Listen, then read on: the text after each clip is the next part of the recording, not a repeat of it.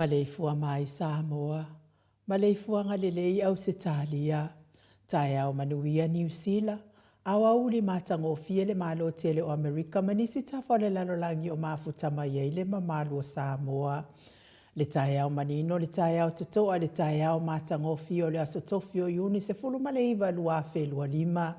Faaftai tele ile atua ila upule faasoifua, wala fai mai le leile ne tae au fau. Faaftai fo ile soifua tulu ile mamalu le atunu ai mai sele malosi. O mawhai o na whaatino ai whaiva matiu te masani ai le mamalu o Samoa ia so taitasi. Le anganga whaaloalo e whaafeiloa i atu i sisunga i au na tatofia le atua iso o se whatatapu ai. Lau sisunga i le whaafeangainga le maota Samoa o vi ingo le atua. Raven e sau a sora viena le anama le whaletua ia upulasi. Sunga i le toe ina o le kalesi ala mo sa toi fuata ina. Raven te le tausanga pino no. Pasta visita felava i a mosama vai tama soali i.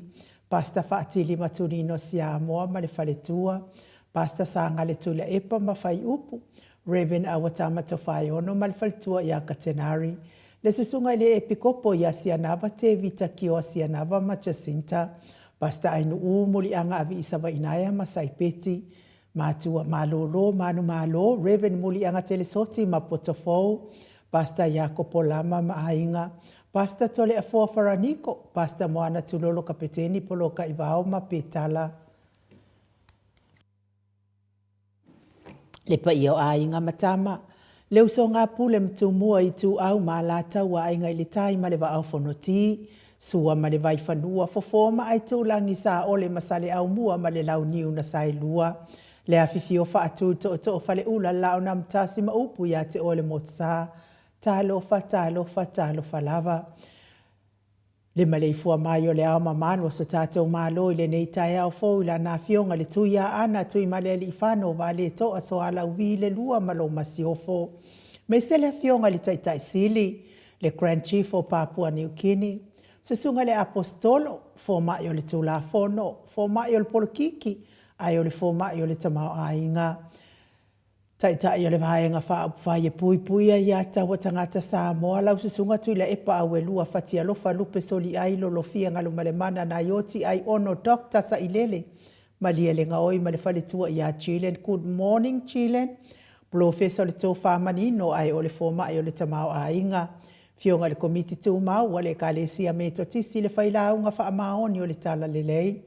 Whaia o ngā sini o le University of Samoa, Professor Dr. Afualo Luanga Lau wha moe tau lua manubu tsalele tui tolo waa, ma le whale tua ia Rosemary. Wha salauta o le ainga sātua mafono, ma le maleifua mai le nei tai au fōu, ila ua fionga le sao, le o tasua tele, po le fionga fōu ia fui maono manuseni tū fele, ma le whale tua ia sua Vivian Biffen tū fele, ne superhero. Tātou porkalame le fionga i le li fai pule fa oli oli a le ala i le pule matafeo tupuola fe pule a i tu au pepe le ala le manua.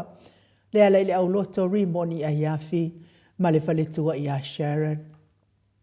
Professor le soifua malolo ina dokta le ausa to le fua tupa i sa mau take na seri ma le fale tua good morning. Malo le tau tua to nuu. Tātou sponsor malo si mai Hawaii le afionga ia lilo mai ava fotu wa manu ma le faletua ia Baby Fretten ma le nofo a alo. Good morning baby.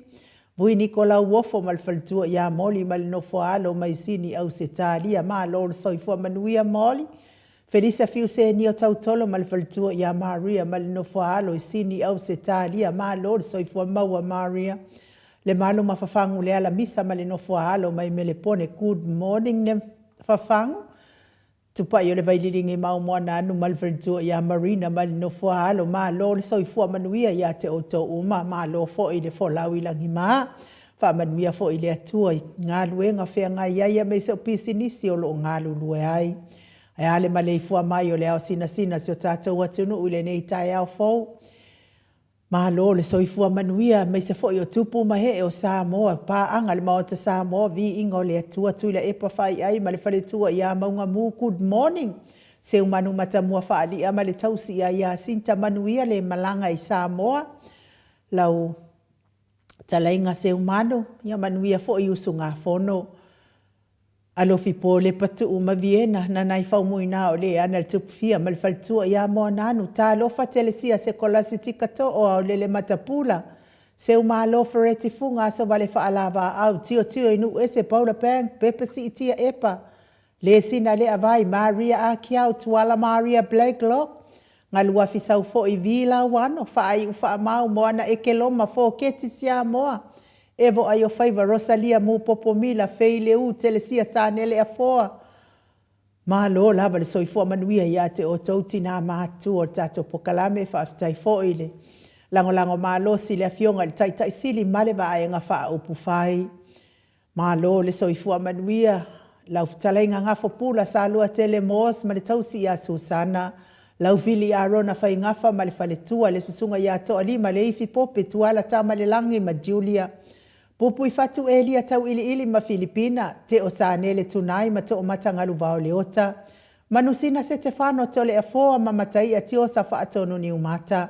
Se wa muli tuipoloa ma to o a mataio. Whaasavalu liu, whaasavalu ma whaalongo felila good morning. Ma so e lolo ade misa ma oli, whaumuina. Lea lali au wa amalita, papoli i Paulo Ioane ma akenese leifi Ioane tu umatavanga upu a tua tavanga. Ma le whaletua i a Sunema, good morning Sunema. Moe malo tania lutito ma lua timu whaletanga wa i Forani Swan. Ma whea o taito mati malanga o ma, su a pen tito. Le musu ngā uta Brown Matina, lolo matawa ma pauli ului ma le whaletua i a ngā fosfulu.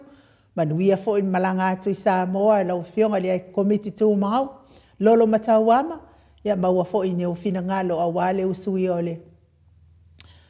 ole whanutanga konferenisi pe o na masani ai. Papa Papali i tele mata utia puna olo tango, ma le fale tua fatia lofa povi, ma se iuli fale ula fatia lofa. Tuala tau uma le lua ale si o mulipola, silia la e o kene ma le lovi Burtis, mata utia sa ngala a pelu se asom Celestina. Tu au pepe Josefa se tema makoleti si o ne haitang, tau e tia taafu asu o maroini, amitua na ifia aile toa tuli fauma, kika vai aonge, RJS, TVU Pati, le lo minga, Baitovi Filemoni ma le faletua, King Solomona, nganu male mana tau faiula me King ili au pepe, fala na ipupu pani pasa fa apoi ma fa afu, tau finga fui maono ma Diane, tupa i ole vai lilingi fa salafa tapua i kuka, ya mes foi faletua ya Moana ma le ai ngali, good morning Moana, mau salafa ono sa itu fa anatu eti maulalo, praises langi ayeng, Selina aling na hio, salakor kita tuala Maria, Sione tusa onsi fa alongolele, Veronica Asamiu, Petronia Salele. Mulipola mose ma Maria ulai fono i moana langa aia pele sauma, talainga ili falefitu, ya ifo i manu mai le langi. Lapa kolisi leota ma le tausi, le faletua ya faaumu, tadi elive ma le nofua halo, good morning faaumu. Lucy pautalo se walunga ma maliu mai, ya neta motunu, good morning ya neta. Tawa fesili amitua na imalisi, tupuola perenise anau malifalitua levave ma Monica Pale Smith afa mala Brown. Vaya ma Janet Lengshu, taula papa amata fai avito Yosefo, ma Susana, misala au masituila piwiva, good morning, Robert Peterson, Dwayne Soalo tia. Faumuina po wesi tangi lima madania, ni umalikau me valo ia paso i molivai malitausi. Le fau vautu ua ngaseata ma le faletua i Alisa Sole Maleben, Joseph Meafua Matina, ta ateo fatia lofa, unasa vaina lepa Kay Jelson Kuka ma le faletua mainu woti, fau moina se fosione ma Alabama, Mika Mulipola ma Filomena, nganga eolo Tony Taleni ma le faletua Papa Sama, good morning Papa, ma lo lava le ngalue le po ana po, le fionga ia le awanai ma le faletua i Alina Tiuli, Mahalo le soifua manuia i lau fionga le faletua le ata tavale awelua. Vui vawe lese ma le faletua i awa ia uma, good morning. Talainga ia na mulau ulu ma le fionga i atawa le toa pele pesite tamasone. Au mua pita le au tutu manu le leua. Talia oa pule loto ba otu ua. Olo manu usini ma le faletua. Salapo e li fasa sopi ma fai unga po asa mangolua maruta. Ia meise sia mato e kale sia katoliko sa moe ruti hio lau talainga. La wafionga su a filigari mauliuli. Talainga ili falfitu ya liuliunga tali tau fale tau langi ropetis tua tole e forma Elisabeta. Talainga ili tau lau niu ya onofia na umamana ya male fionga ya sula deisi male nofo halo. Tau manu pepe sopo tafia maali itonga tuki male faletua ya peka paka tonga tuki maale olta pua ila wafionga lisao. Ya meselfi talainga ya saa mau le atinga ngayono solita maali itimani saa mau my best. Ya mesel tau si au lei male amio lei ya mana ya male ai ngali good morning sama ya fa manuia le atua pisinisi o lo tau tua ina isi o tatou malo fa pelepele o Samoa male fua mai o le matou autustusi lungo apio fo linga e mese fo i lungo le tatou YouTube ya fa malo le male fua mai fa ngunga le lei le nei tai au fo ya ifo inisi nai ai nga wala fa i mai fa anoa noanga i le nei tai au ona ole bala au ale maliu maleoti wa fe ai fo inisi ona i ainga tawia ina ia fa ma fana fana ina ile atu o tau fina ngalo fa vau ma wa fo ini o tau fina ngalo le lei a wato ya so na i ainga i lungo nei fonga ele masanga fa ma fana fana ina o tau fina ngalo fa anoa noa mato autostusi lungo apio fo linga le wa mafuta mai Filomena Mulipola mai I merepone good morning ma Lord so ifua manuia Filomena. Ia me se fo ia Jessica John ma Lord so ifua manuia Jessica. Jessica ma Lord lava so ifua manuia me se fo ia to ifa sesina Broken Taubao Hero ma futa mai America Utah America good morning to ifa sesina. Katarina Apo e ma Lord so ifua manuia le nei tai au fo fa tai fo le mafuta mai Doreen Misa mafuta mai au kilani. Katarina Apo ia me se fo Doreen Misa mafuta mai fo au kilani le malu apelu Yohane good morning Lily E peru malo soifua manuia lili ya mesa fo ile autopue. Reu pena moa mafuta mai tufulele i Samoa. Good morning le autopue. Te wila maxi mafuta mai fo i au kilani New Zealand malo soifua manuia. Esile sa siaki. Tala wenga malo lava soifua manuia le nei tae au fo. Ani, good morning. Malo lava soifua manuia le nei tae au fo manuia lo waso ani. Pea fo i ropeta. Whawaiaso malo lava soifua maua le nei tae au fo. Angela masoe mafuta mai i Melepone. Malo lava le soifua manuia le nei tae au fo. Charles Cooker. Malo lava le soifua manuia le nei tae au fo. Mei Penny tuinga mala noa. Ia wha malo le soifua manuia mei. Manuia lava lo waso. Mafuta mai siero i Washington. Ia wha malo lava le mafuta mamau mai a te otou le mamalo sa tātou watu no. Ia, ai o le vi inga leo le atua tātou te whelua. Ia i fo i le nei tae ao le aso se furu mare iwa le nei o le masina o Iuni. Ia toi titi fo i mai atu le nei masina tātou whaatalo whatu fo i le tama o Iulai. I le alofa ma le anga le lei o le tātou tapa au le langi.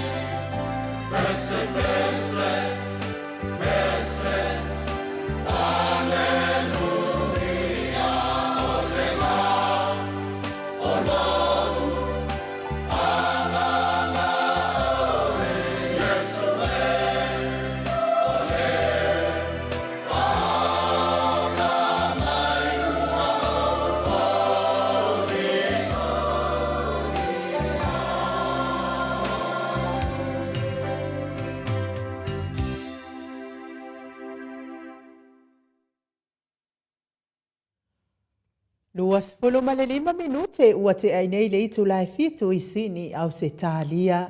Le vi inga o le atua sa tapena ina le kalesia katoliko sa moi ruti hio. E pe yo no tau whaafonga fonga mai ai. Tātou wheiloa ai ai le nei tae ao mātango fie. Iei nisi fatu a tau mafuta mai lungo tātou apio fōlinga e pe yo le fionga i a matai a tio sa whaatonu ni umata good morning. Ma lo lava le soifua manuia. Ia me se fo i Penelope Esinoti le fo mafuta mai le nei tae ao. Ia whaamanuia lava le atua le nei tae ao. I ti ute mafuafuanga whai ma lo le soifua manuia. Tupai whaasalafa tapo, tupai ole vaililingi whaasalafa tapo i kuka le fo o mafuta mai mai fualunga i sawa i good morning. Tupai ole vaililingi ma lo lava le soifua manuia. Olis Towers, good morning. Carol and Pelu Ioane ma lo le soifua maua e mis fo il faltua ia to o hama taio. Ia wha ma lo lava le soifua maua wha aftai lava ani. Ia ma lo le soifua manuia. Manuele Green, good morning. Ia manuia lava le ne yaso.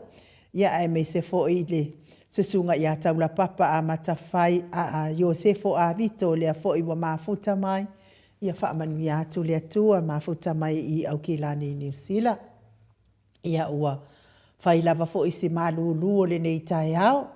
Talitonu fo i au whapenha uma fo i o de tau maleifua mai le nei tae ao i New Zealand ma Australia. Ia ai whaamanuia atu fo i le atua ia te o tau. Ia talitonu fo i pe ua tau lata atu le tau mawhanawhana ia Amerika. Ia ai whaamalo lava le soifua manuia. Ia talitonu fo i Samoa la tau. Ia ua maleifua mai fo i whangunga matango fie le nei tae ao. Ia wa Samoa pe ye fōlinga mai pe ye malulu le po ma le tae ao. Ia ona whaasolo atu loa lea i le vevela mai o le la. Ia vi ia lava le atua o le susu ia i o le tau. A o le alofa ma le angalele i o le atua o lo tu maupea ia te i tātou uma. Ia o le aso ananafi lea sa whai ai le moli mau a tau ofe. Tangaloa tā mua. Ia ma le fionga fo i atu puola. Ia atu puola. Ia le maua mai fo i le soafa uma atu puola. Ia ai mantua fo i o tupuola lea i aila na pāpovi lea sa whainga lue ngai ta malo o Samuelu. Ia po Sam. Ia lea na whaapea ai na alu atu ma leono afe, pe fitu afe ea le tupe. Lea na au mai a le ala. Ia lea na alu ai ma tupe whaapea na ia tupuola. Ia mai whaatau mai ia na povi. Ia a o lesi vaenga le tupe ia na whai ai ia. Nifo whapipi o sion to o lua yasi vai. No, nifo whapipi. Mo meo nifo aulo. Nifo aulo o sion to o lua yasi vai. Ia o la uala na lea. O tupuola la na lea sa whaila na moli maua nafi. Whape na foi ia ma tau ofe. Tangaloa ta mua. Ia matau lia foi ia tau ofe. Ia o lea na moli maua tu lunga i nei le tātou porkalame. Le maota o Samoa vi ingo le atua e le i ai Samuelu i le whaalavelave le anatula i mai i vaitele i le luafe luasfun maltasi. Ia o sa moli maula la ua uma i le aso anafi na mua le moli maua tau ofe. Ia ua matua fiu lavalo ia si vaenga lai. E tu fesili ia tau ofe. Ai mai lava le tali tau ofe sa lato iai whaatasim Samuelu. I oilo na fale. Whapena fo i male afi o anga. O si umu lea sa whainga luenga ai Samuelu ia foi. Ia tupuola. Ia mai ua i lava na le fia tele ia le KFC ia. Le KFC anu. Ala uli. Ia mawhapea mai lo wa sau lava e ke pepelo. E pepelo moni mau wa tau ofe. Ia ona le malie lo leo le sunga ia tau ofe mwhapea atu la wa fionga i le whamasino. Wa whai lava si mamafa o upu wa tau tala mai e le loia. Ia waftai fo ia tau ofe o le ono sa ia. So se si e le o upu ia tau tala iai. ia ai whaamalo lava le tapuai ia mataulia fo ina le ai se whamasinonga mai aso ia e lua a tolu ia ona o lea sa talosanga le ia lo ia alvaenga lea lo ia palangi ma lo ia Samoa alvaenga lea whaapea wa tauloa ona whaamuta case ina ua uma le suenga ra tamaitai o Marie o le suenga tamaitai o Marie na sao uma lava lana saunoanga lana whaamatalanga i le toe suia i o lana molimau ma le vaenga fo i lea e le iai o ia i le mea na tupu. Ia ai peita iane o le taimi lo watu i fesili ai lo Marie ia o inana pe i o nenefua inale tia no Marie ia ma toe sui ai na isi vaenga o lana whaamatalanga. Ia aiwi lava ina suia le whaamatalanga ia tali, tusa o tali i tu fesili a lo ia ala ua mau le whaamatalanga a toa Marie e le iai i le taimi na tupu ai le whaalave. Ia lea lana talosanga i loa leo lo ia svaenga sia ia watatau o na whaamuta loa le whaamasinonga lea o le whafau wina. Ia lea la fo ina talosanga mai fo i le lo ia o lo tūla i mo leo ia malitua leo i le ise mea o le a whaina i fua i le molimau, le whamasinonga atoa i le molimau o Marie, o lea ele i umat, ele o Marie fo i o se molimau, ele na o Marie fo i o se molimau whaatua ina le tua leo. O Marie fo i sa molia fo i le molianga lava lea tasi ai peita iane wato e sui le molia le tautalanga Marie, ia ma saua i le tua leo. Ia e leisa mea o le atu uai fua le whamasinonga ia i tatau ona whaafofonga uma i molimau. Ia o lea la na whaiai lava fo i o whinaunga whaalo ia anga i tamaitai whaamasino. Ia i whaafitai fo i tamaitai whaamasino i lona mataala fo i ia tamai komesho. Ia o lea lava ua whaawau le tātou whaalongolongo uma i molimau. Leo e le whaapea la na o Marie se molimau o lo iai fo isi molimau e sili atu na malolosi na i lo Marie o lātou ia sa lātou mafuta whaatasi ma Samuelu i le pōlea. Ia lea la na so o mai i lo atau ofe ia ma le tupuola i le aso anafi. Ia o tupuola la i le aso anafi sa whaamatala lava la so tanga ma Samuelu ma le mafuanga na o atua i Samuelu i lona ainga ia mosa na ngaluenga orkuspa ia mosa na ngaluenga ia o lea lana o le tele lava o le tu i fesilina o tupuola ia pena au mai ni povi pena whaatau mai ni povi ia o le whaamatalanga tupuola paule mea na mana o ai Samuelu ia a fesilingia ia i se leo ia mawhai atu iai e sao na whaatau mai povi ia te ia aile iwa ai tupuola i se matau se tupe ia e whaapena fo i lea li lea o whepuleai ia whepuleai lea ia o whaapena fo i nao o atu fo i tupuola ma whaatau wānau e talia le mea ua whina iai Samuelu o ia na whaatau mai ai povi a whai e manuia le nei mea, manuia uma lātou uma, maua lātou ngaluenga le lei, maua fo'i awanoa e o mai ai i New Zealand ma Australia i lalo lava o le taitainga le mawhai ngā mālo le fast.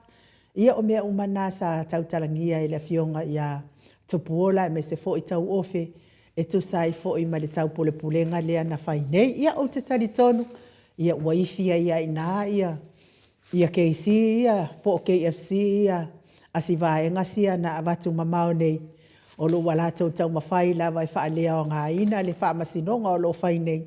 A o lo mau tutu pea moli maua i lātou na wa aitino ia.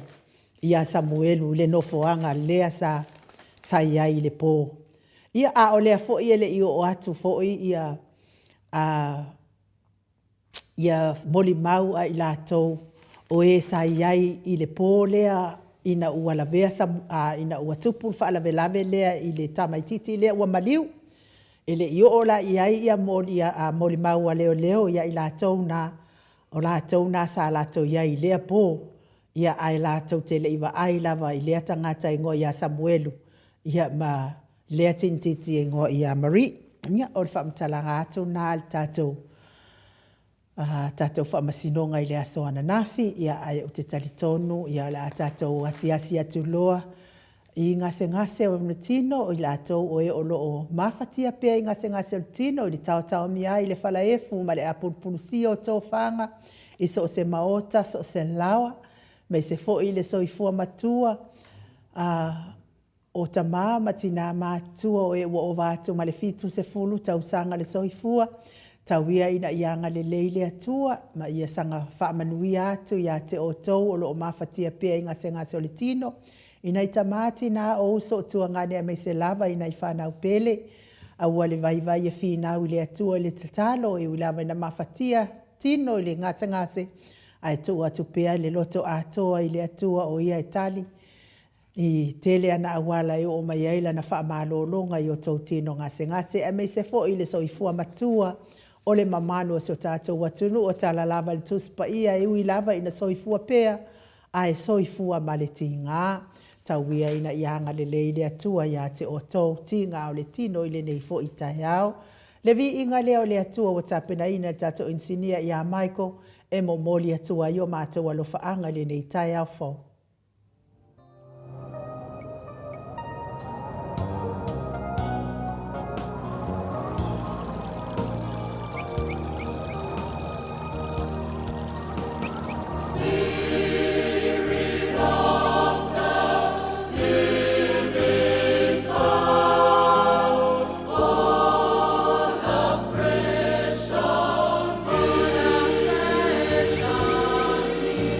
Spirit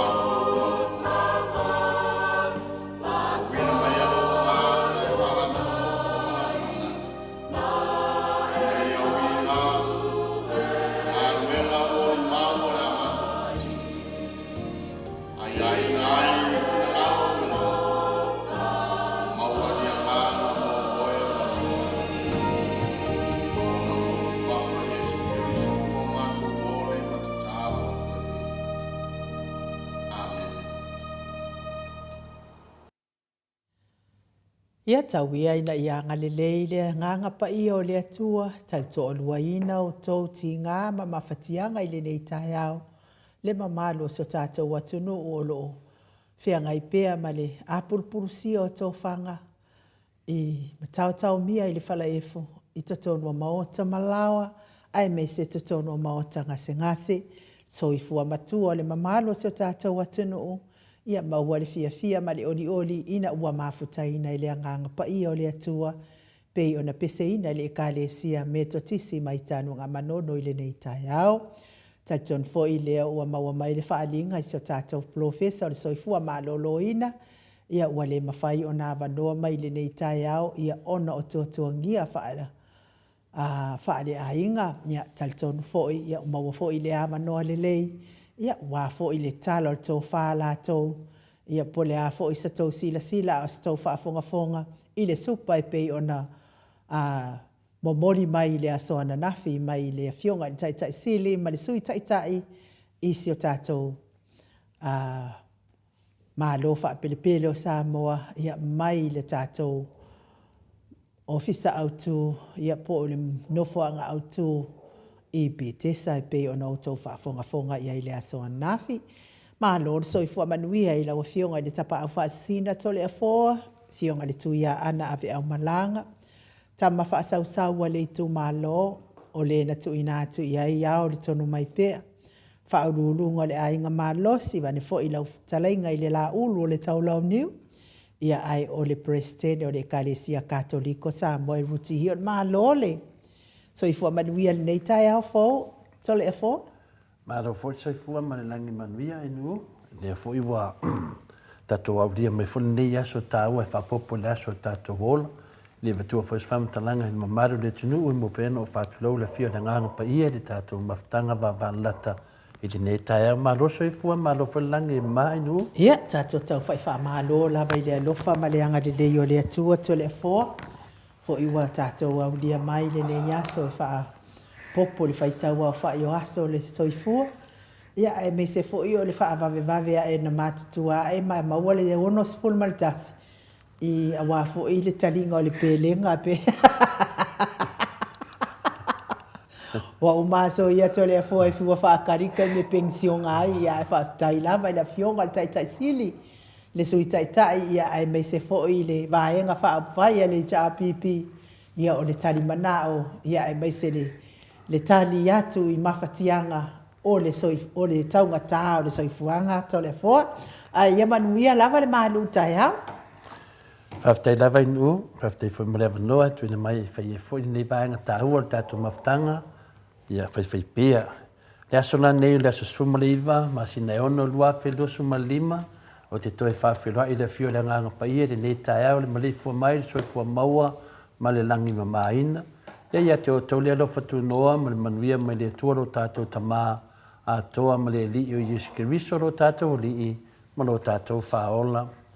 O le tātou tusi whai tau, ma le nei tai au, ma mele tusi o Ioane, mua, whai tauina, le whai upo sumalua, ma le sumaltolu, wha mule inu.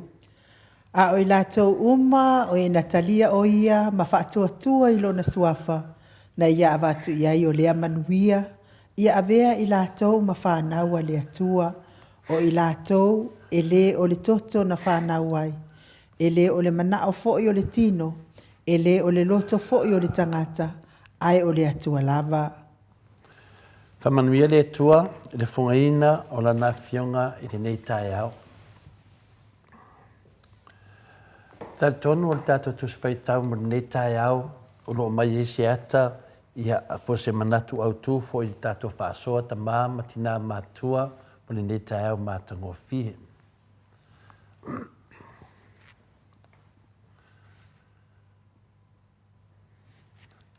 O se whesiri mo i tātou e amata le tātou pokalame, lewa tātou iai i le waitaimi o whainga whiriwhiringa. Whainga whiriwhiringa o lo tātou iei nei a wafo i le sairinga o se malo la tau te whatau taia si o tātou atunu pele o Samoa. E eidar whisiri whapea tātou anga i le tātou malo whalenganga. Pe iei se whaapita uli pe a toro pō lau whiriwhiringa Whatoa e muli muli ia Iesu i le tausanga lea, ia po luma atu foi. Pe iei se whawhita auli, pe a tolo pō lau whiriwhilinga, whatoa e muli muli ia Iesu le tausanga lea, ia po tausanga i luma nai. Paule mele iei nei, pe iei se whawhita auli. O le manatu foi e le lei, o le manatu foi le lei e manea tātou te whaasoa ai. E iai ni mea o lo tau whamatala mai i le manatu lea. O le manatu lea e te fialu mua mua e whaile laro langi ma fia fianga o leo langa nei o na whatua e sau e lea e muli muli a Iesu. Ia, e manei e whatupu manatu vai ato tele tātou e whape nāma whau ngai si teimi. La wai loa wala au mai Iesu, le teimi nei, a lai ia ia le manatu whina le se wale whai mo waka mai. E whtau sau e la ia lea muli muli a Iesu. Tātou anga e le whiunga pa ia lea tua, o le pesili lea ia te oe, o whea te aluai ma lou whaarutanga. Ma o whea fu e te nofu hai le whaavavau. Ma ne fu nei pesili hia. O whea e te anuai malo whaarutanga le te i e te minei, a o whea foi e te nofu ai i le whaavavau. O tātou i loina nei mea ia lo te tupu i tangata whapena, o le whaia o whiriwhilinga ma ale ale whapena, o le tuina atu leo lātou wola mo ke riso. Toe lava a whaale tonu i le ma whai ona whai. E ia te mi te koe kiki a kuai tangata. A le teimi siri lava o na whai ai lau whiriwhilinga ia Iesu o le teimi lava nei. Te maua lo le ngangana na whai lo whai unga. Teimi nei. O whaapea mele whianga pa ia le atua o te whai atu ia te o tau o ona po nei e whina ngano mali ai le atua o le aso le nei o le whaolatanga. Nai whamawina le lua koronito na mtau pe ono na whai pe lua. O le tuina mai la o le pesidi, e fōringa mai e lua ni manatu se o lo atangia mai ai. Mua, o le se o no manatu ma lau le manamnama le o langa. Lua, a mawaile ne o langa e te le mautinoa ina le isi o langa. O wahenga ia o te taritonu, i le lape ai tātou.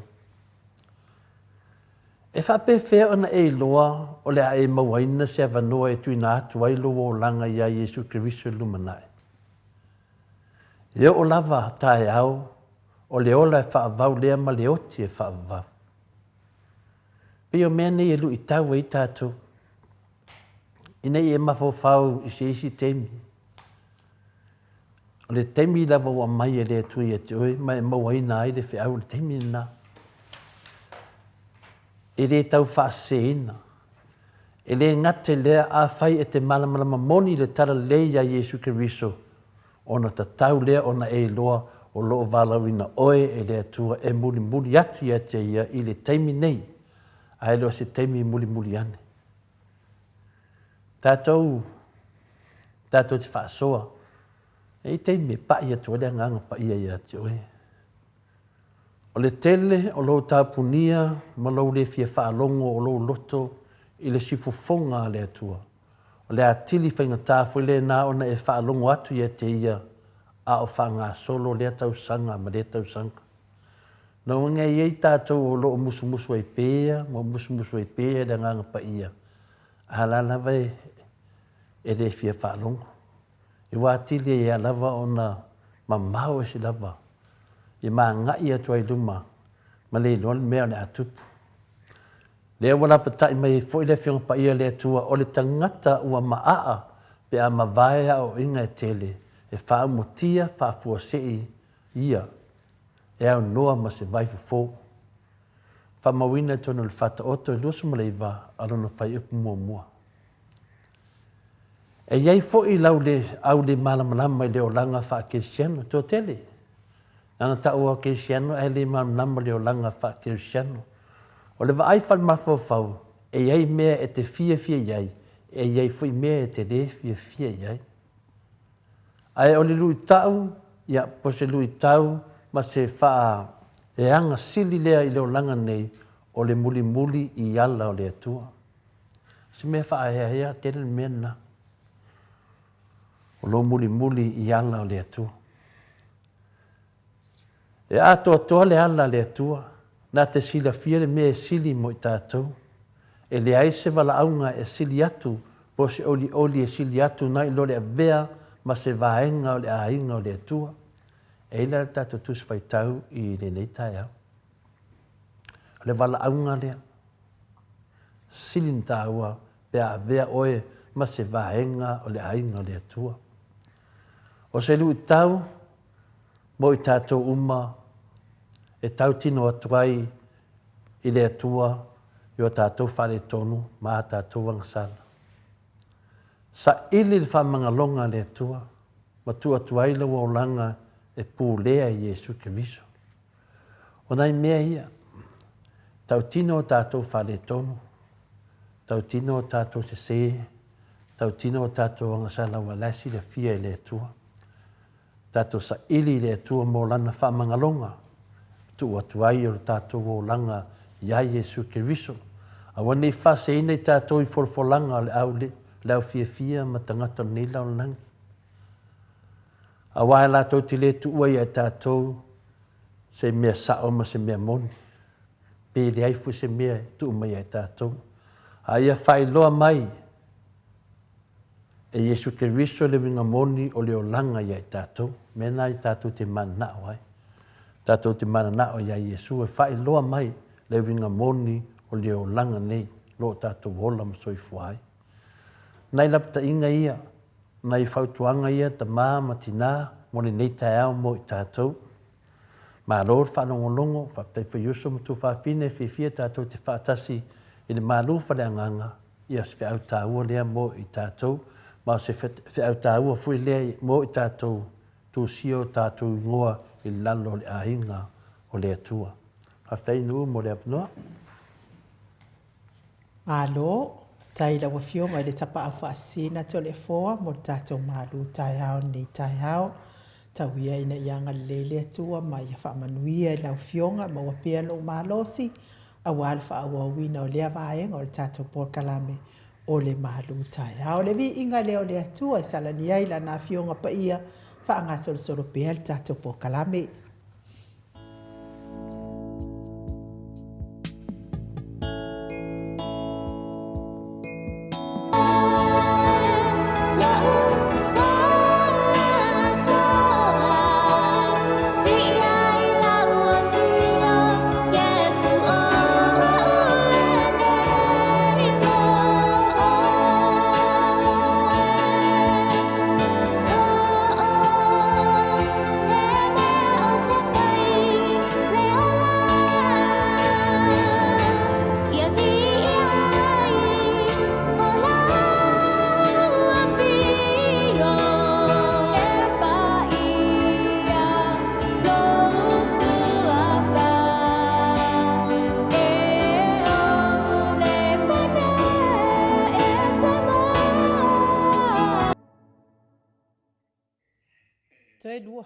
Toe lua minute o na tāle o le itulai valu i sini au se tālia. Ia a o le i whatalo whātu le ata noa te sā lea ua mafuta mai lunga o le tātou ala laina. O ia se i whakalo whamoa ia le ata noa te sā. Ia o na lawa i leo le tātou whaasilasilanga lea ua utau li maina le tai hao. Ngā whaaloalo e whaafeiloa e lawa fionga i le ata noa le tel sa Crichton. Ma lo le soifua manuia. Ma lo le folawi langi ma ata noa. Ya ma lo fo ile ona sa il ma lulu o New Zealand ke le ropo wa ka Melton. Ya papela fo yo no fatalo fatu la ufiong el teu sala ni fo I tao. Mo fatalo fatu fo ile pa ia ma lungo le tato tinu. El tato ma tu lo fa pela ona fa fo mai. ile nei fo I tae maruru io e nei sau noa nu le nei tae ia whapena fo I no whatalo whatu ile au whafufonga ale mauta sa movi ngole tua ile nei fo I tae au malole soifua ia mo whatalo whatu I fo I la uafionga to le fo ia misi fo I la uafionga anu uli nei tae au ia e via pea lero po le tua fo ia pea masauni ia pea awala ia tātou te whasota iai ia o tātou no nofo wala I le nei fo I vai tau le soifua ia malo le soifua I le nei tae au lau fionga e nu uma lau fionga to le fo I le nei tae au sunga ia mai malo Tātou tau whai whamahalo lava ata noa te Sa Crichton. Ia o lea fo iwa maua le awa noa tātou te toe tala noa I fo ia ma ta tala fo I tō whae tu sai fo I ma mea o loo tupu le ati tupu tau te tupu. Ia wa fo I le masani ai o le tātou pokalame. Ina ua le maua mai se awa noa o le tātou profesa le afionga le profesa o sai fua maa loloina. Sira fia fo I la wa fionga le ata noa le te sa. Ia o nei vai tau a whai lava sipisi o tātou I Samoa. Le ngata fo I whaalawelawe tau le ainga. Ia a tau wha maupopoina fo I o le tātou vaenga wha au whai a le HRPP. Ia a wā le wha tā pena atu mo le tailia. Mo le whai ngā pālota le mamalo le atunu u. Ia po ai a toi filifili mai le mamalo le atunu u.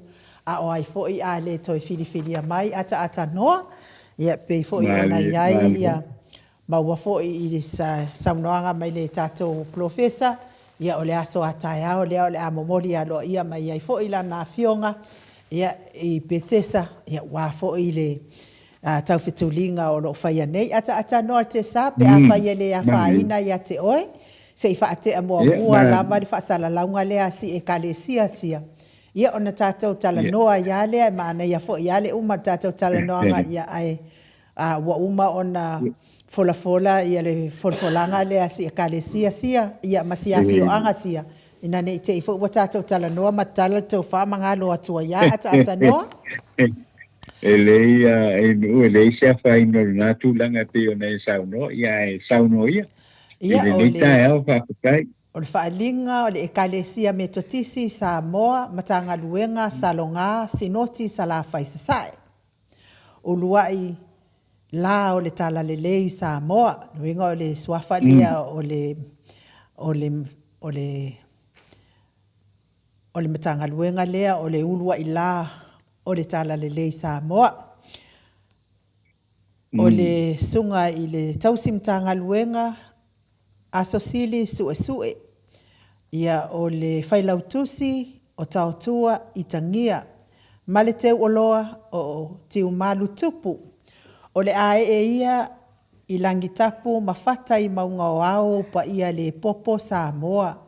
A wā o oe o le au mamala I le whaasaunga o au ma le atu folasa. O pa ia e le so o nao o ia I se tautai e o le moana. A wā o le fue lave e le so o na tala Mai le taisa masama o le tui manu a se ia pa ia le si ufanua I le lae ngoto. I le la ngoto I le ala taua na tauilo ai manu o malo. E nonga uma I malai fatu I sale lolonga. Na ulua I sulungia I le malamalama o le tala lelei Samoa. Na afua ai manu mai langi. Na valo ia e na fanua. E le tau suni pe tau faalupe. Awa e taliu ai popoe. E le ai fo I se tautai e toi whaangota sa ngole I ai. Awa e tala tautonga a e tala tofi Samoa. E mātou te mua I whaatulo watu le pa ia o le au whai ngā luenga le atua I a fionga I ali isea whaapea le au whai ngā luenga ngā lulue. O feoi o le tala lelei I whata whai taulanga e fia I au se tādia nei. E le whaangalo ina fo I le sau whainga mamalu ale e kale sia I tamama tina malolo manu malo. O e na mua I malai le wheau malenga luenga le atua tulou lava. Ai Fatima ngalo ia le ava I sale mulianga. Ai wala ngase leo ona ualangona le lima vai ma ua le mativa. ua nau mati fo'i tua maota ma tua lawa o le matanga luenga. O le ala lea o le whaatala o ula mai o le sisunga i le tausi matanga luenga. Le sisunga i a sosili su e ma le whaletua. Whaapea le pa ia i le matanga luenga i salonga i salolonga. A wale a fio tia malua manuvae matino usi. Sususua ma le malelenga le mali etoa. Alala tai le falefia ma le fale salafai. Lolonga pule ma le faitoanga na e lave i maninoa lave i ava. Ona ua mana o mia se fesosoani a wale fausia ina o le maunga o le atua falesa. A wale so i fua tapua i o le tātou nuu. Taluai wale o toi saunga le mo tapua inga le manumalu tuai. Sa ngā pāti ai o tautua a ma o mātou mātua. Walango mau maiti a sā. Ona o le tele o a whā ma matangi malolosi na afia aisi o tātou atunu i le tele o tausanga wa mabai. O le ala lea wa afu ai o na mātou waluwalusia au le la au. I alo matama whanau o le nei nuu. Ai mai se o au taulanga soifua whaapea ni o paolo maningafa o te maluai. Ai mai se o wo mai masani ya keriso. Wa mana o mia lau feso soani. O le upumoni wa le maale tangata aisi. A wa uma o le mativa. A o le fia tautua mo le atua malona finangalo pa ia. E le solo muli pe whaavaivai. O le amatau te wala aua tuai. E lau susunga, lau afionga, lau tofa wo ma au mea mamai o le neia fioanga o sale lolonga. A fio mai, masusu mai, tato a waifa atasi i la mātou tusi ngai ngoa i le aso se fulu ma le tolu o se tema, lua afe, lua lima, i le nofoanga o le ata ua ilalo, o le a lava se leni o le a e tau a au ia i le aso, e mātou te talia ma le anganga whaafitai tele, nofoanga e whaiai, ma atulimanu hall, e kalesia me totisi Liverpool, ono se fulu ma le tolu, Sutton Road, Ashcroft, New South Wales, luatasi o novalu. Paul Kalame, a fale valu le taiao sauni ngā lotu. Tāle iwa i le taiao, malu taiao. Tāle se fulu le taiao whaamawina lo a au foai, tusi wala aulia. Tsonu maritasi i le taiao, whaasoro ipu ma tā whale ale mawhatanga. Tasi tolu se fulu i le awauli tau mawhatanga. Tolu se fulu i le auli, fofonga ina lo ma au malau foai. Leitu lai wha i le afiafi, wha aloa longa, wha apeasu i o le maftanga a walo wa fio mai masusu mai. O upua le apostolo Paulo ia Filemoni. O te lefia a whaia se mea e tasi pe a le tō mai lau pule. Ina ne i pei o se mea ua wha atawa na wina lo wanga le lei mai. A ia whaia ma le loto. A o la keriso e sili ni manuia o le foai na ilo le na te talia. Wha moe moe le alofa o le atua o le a momoli ailo o tau soifua ma so mātou wola. Tātou wheiloa ia i le aso wha moe moe ina wha aftai. Tai fono ma le matanga luenga alo matama whanau a salolonga au se talia. Telefoni o tai fono le tau whaia se umanu matamua whaalia o whaatasi tolu, wha o tasi, ono lima ono. Whailautusi pauli ti o tala ului, o whaatasi ono, o tolu wha, ono iwatasi, pole o whaatolu tolu, tolu ono tolu, lima ono wha ono. Ia ole se sunga i le teu tupe, ia ole sunga i le whawhiangainga, le tausi matanga luenga, ia Reverend Whalova o mua, i le o whātasi o, walu lima ono, lima fitu, o whātasi o, walu lima ono, lima fitu, ia ole. Whaalinga lea i le awa, ma le whaaloalo tele, mai i le awhioanga o salolonga, ia a olo o mai ai fo i ma le tusi wala aulia, le maota Samoa, o vi inga o le atua, mana paanga, ia i lea fo i wha moe moe pei o na ia, ia umaloa kako whainga pā loka i Samoa, ia kako wo mai loa kau ke o e kali whaakasi kako kusi wala aulia lea ua wala au mai ai lea whio anga o salolonga ia pe ona o tau sila atu le HRPP ia i le tumu mai o kusa o lea wa foi o lea wa ausia e salolonga le whainu mera le watotele atu ia salolonga nei lo palauli na numera lua i le momoli mainga o alatou sui ia o lea la whaapea o le atopa i salolonga a lea foi mamai atu ai e le ku mamainga foi e kamo al whaasalele ngumela konu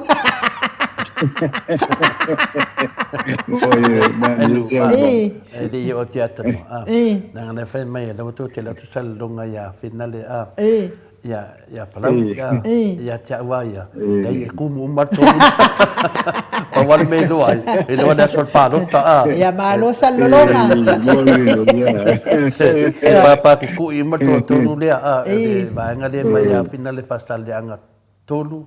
Ia whapena fo ia palauli ia whapena fo la ia sale longa po fasale anga mo numeletas e como umale mali pa wala me lo ai e lo da sol paroka io fai dango pex fai unga vinga pa te ho que o va me se a sa palauli o vai lunga ia sol al palota io ala wina i lo tongi o la palota a telefo ata no ia la wa e fa fo fonga mai ata no i le tatou tusi wala aulia lea wa mai le tatou nai fo i alo fo i mawhanau ia mes fo tupu mai e o le awhioanga o salolonga e ka le sia me totisi ata noa ia o le sili fo i mataua ia o le fofonga ina o le latou whaasila silanga lea o tau no mai tatou ofisa ai ata noa o le asa whaalongorongo o le supa lea ngapa umai angafi ata noa ai le tano na ina tupa ia na matara noa ma le whionga le rifo mai ane. Le whionga professor ia Dr. Leusa.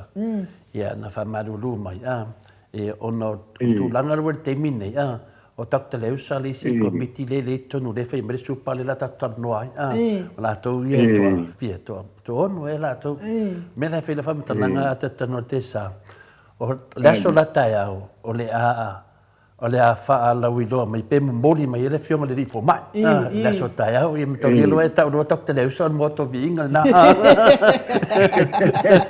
Tato mai tato ti tapo ia le o le tumalona le va fonti whangaloa. O le a mori mai la mori mai e tok te leu sa i le aso tai au. Ia te loa le tasi nei fo mai ua. Tari tonu le tunua. Ia o le ala la tau va mai le suifina le fai pisingisia le ole supo Wala vanga le tau nei le tau nei ole Samoa United Party wa fai ngoa le atu o supo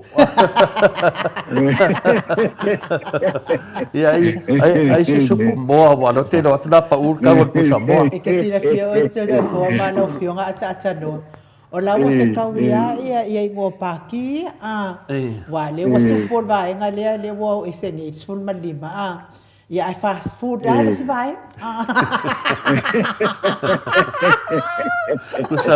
kusale supo e kan ka fa pe or supo massa mal fasa massa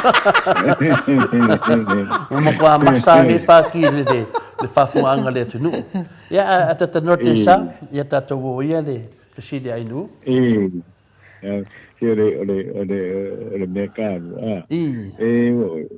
quando faça lá não é eu fai ele HRPP o meu uma monca com o Mariela ele é se ele o facultade ele culanga mas ele le foi ele ia mero facupe ia mole kako com ia vai foi kako que fia é humano o meu kako keilo é kaumu o meu kako keilo e mawhai o le mea mawhai wa o le whionga ke kai siri le o da mai ka wima mamengi o longa wima e o mame umai e a foi e sa ngo ia le komiki le va ia foi ia o fofonga ia ale vanga fa pu fai le chapi pika ko keilo e le mawhai ngale ka awana ngo mea malama sa ngoa fo ia le nei vai nga fa pu fai in ka uma ma o fia ia ka ko ia le menga langa ia nga ia duma le fa mo ka ko me foi nga ka ko ke fia ai ma whakalia. Ia le foi polo misi mai morka ko ulo fionga to le forma lo fionga no ile nei ka ya. Ke sila fia o e Sau noa ata noa? Ia, le nga tawanga mere sa o ke mo fa u mo viere o fa fe le lo fa le ku. Fa tai le lo fa le tua. Ia, le fo a fa e fa manuina le fa nga pa lo ta mo tu la i mai le fionga le kai si. Ia. Ia me ka mo ke ni e ka hu ma la ve ke ni o ai mang malon pa lo ka. Wa le mere sa ko o le ala vai o mai la vai ngai kan o le ala vai fa kari ku per ke lo ku malo o pidio ka milio ka ala le i o menga ka ke fa ngo ai al mena le o yengi a fa pe ku le mai le va nga fa pu fai ka ko me u ma ku ku me de fai ngo pa pe do fai mai le o mang fai me por misia mai fo e le se me ku al me ka ko ke lo o mea fai kai si a foi tau nu ua me uma lo fionga nu uma lo fionga ko le ko a mi se foi le pa fonga mai el ka ko ni ka ya Malo, ata no te sa, tata wo mo mua lai le i le afeta la le a le pepe le tausanga ata no te sa. I le pepe fo fatu a soifua mai. Ma na ia o lona whaatatianga mai o le saunoanga lea. E le se mea fo i le pei whaapea e pei o le milionga si vaenga la le nga lafo mai o le milionga. Ai ke i fo wa malo lo manu o mai lo wale lo pe whawhenga ave le milionga i oile. Wa ese ia upo na fola. E tu ui mato i o tau lima. Wa ese la upu na fola o mai lo kilo pe whaafela na whaatino le miliona le e le peila o le tātou avanga tau lea ua whaataatia mai. Lea lawa au mai le miliona mo pepe fau uma whatu a whanau. Ina ua uma o na atoa ia le whai o tui puipuia ata noa. Ina ua uma o na atoa tui puipuia o le tausanga atoa. Sfulu ma le lua maasina, ia e te tau o na o atu wa uma le lei o na whaito i puipuia o tamaitina. Ia wha mamao ma wha mai ma misela ata noa e se le mana ia. Wa tasi lea whewhina wa inga sa whai na ua pipesi le misela i Samoa. Ia o wha pia mai foi wa wha tamala ia le fionga tai sili ma le vaenga ia po o. Wa foi tu langa wha pena e pei o na... Ia a o lea laua au mai loa le tupe lea mo pepe fou. Ia e tatawi mātua uma, ia tū ma maari whaingo le pepe, ia so i fua lelei le pepe, ma ia uma o na tui pupuia ni tausanga atoa, ata noa ma tole fo? Malo. Ia, salua ata noa. Le, nga paol me ngor fia whao potoa kua, e ke le fiso songi mo le kamakiki le whakoa whangau, ko le pepe le whakoa whangau. Mahariela. Kua maanga, ia la wo fufuanga ale fiongo ke siri le, marko miki le o lo ngafa ma poro misi o le whaingata lo. Awanga le mea o le simeru le ia le watasa kui eima. Ada wa chacha ko ma kui merfengo kui pui wa le ka ko ke longa wa menga o le si lape lenga le ya kinga mama ko e a ko e ka me ki ai le o fai ku pui le fai ku pui ar me ka ar vale inga ya malu pui le o langa ka me ki longa ku pu i ko ko la ko le la ko ai ma ngai ke e wo ye madesi attachment ne va ko a foi unga ia kinga ia kausi pe ia le sanga de muole o le alo fo le ku wa mai la ko ai menga ia ngai ke le o fionga anu Mano. Pon me lo tem ma fa i le mele le afeta la le pepe fo. Ma fa le ai la mei la o ai lau meia o lea e fui o ila wa tua maua ia wa le mele nei e fiwe tau tua ia tu lau ai lau mei nei ai nu ia ale la sa ne le feta la le ia longo vinga la mo tua le ma lau mei vai tu si le ngole lau mei e tu si le ngoa vai fa tu si ngai ngoa fa ma winda le le pio le mele tau ava tu se ma fa nga finale ile te milena mai le milion al vanga le e tele me na faila to folfolanga to yo mai to tonu to soli le finale fa vai le tu soli ma tu la fono ai o mai te tonu faita to malo o le ananga a mata mai ale pepelo ma te min faila to folfolanga o ma te min la soli tu la fono soli fa vai le ana mau ai le moli mau nafi le moli mau nafi le moli mau tu pola le ana mta manino al moli mau nafi ia le famtalanga pulia e fapea e faide mele wa a koe sau merto lua leo tu le epa mala le pule ia o mela ia na fau atasi mai mali milionga le ana wa sau nei to sau tu tonu vede fe ia le ala le pule ma tu le epa ma le fosi mai tonu soli tu la fono mai tonu ai au sai la va pe fa pe o sai la va a tonu e longa tu tupu me fa pena le ala wa mai nei la tu milionga o le talafano no ia lato o le into tongi la vanga le fu fa vai al talafifia ia tato o le amatua ngofo o le se tupe wa lo ta fia ne de milionga ia al milionga le tato lo nei o le laki la vanga le fu fa vai vanga ia le finga venga ma dia a le tunu atoa ele ia ma se si o laki ai na le pa wale mele ia vanga le ave ia wa omale le ia le tolu tau sanga nei se tara le tupe na tolu na milionga na vede nei ma se tara le tupe le la tato wo o mai nei benefiti ia folo le HRPP ia le pe na faiatu wo o man fa le o tu famatalanga ia le fa te tare le tunu le ia ma se me na mau le tunu na le akili ai na te le finga ta le soifuanga sa mo ta doela tu wala le ia on sai mai se fatino foi a wala le HRPP ia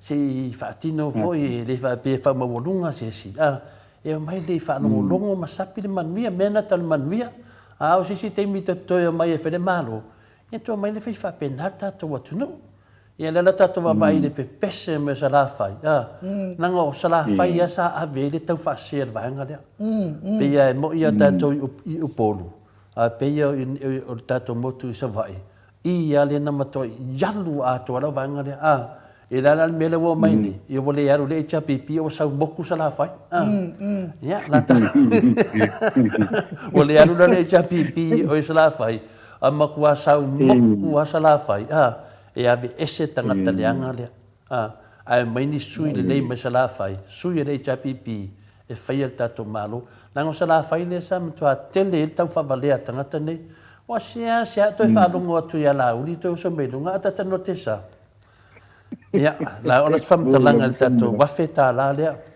o le afeta la lea o te taua o se vanga pese aulo lea a tatanoa mai nu ua mai le HPP tonu ia Samoa o lea ua matua tatala le tō wha le whionga te te si liki o whai au pisi di whaafia to ina whai maiana ia whaatari o iai whaatari ia leo tato vai fatali de leia le whionga te te siri. Ia laua mai ale leia le vanga lea, ia avelo tatu suoe, fina le kehu whaare lei. Ia mai le sapi le manuia laua mai le whionga te te siri. Ia koe, o mai whaere ia koe mai suo sio vanga lea, ka wang whaanga sio pina elanga ningi la ko kupe o kupe le tunu ai nu.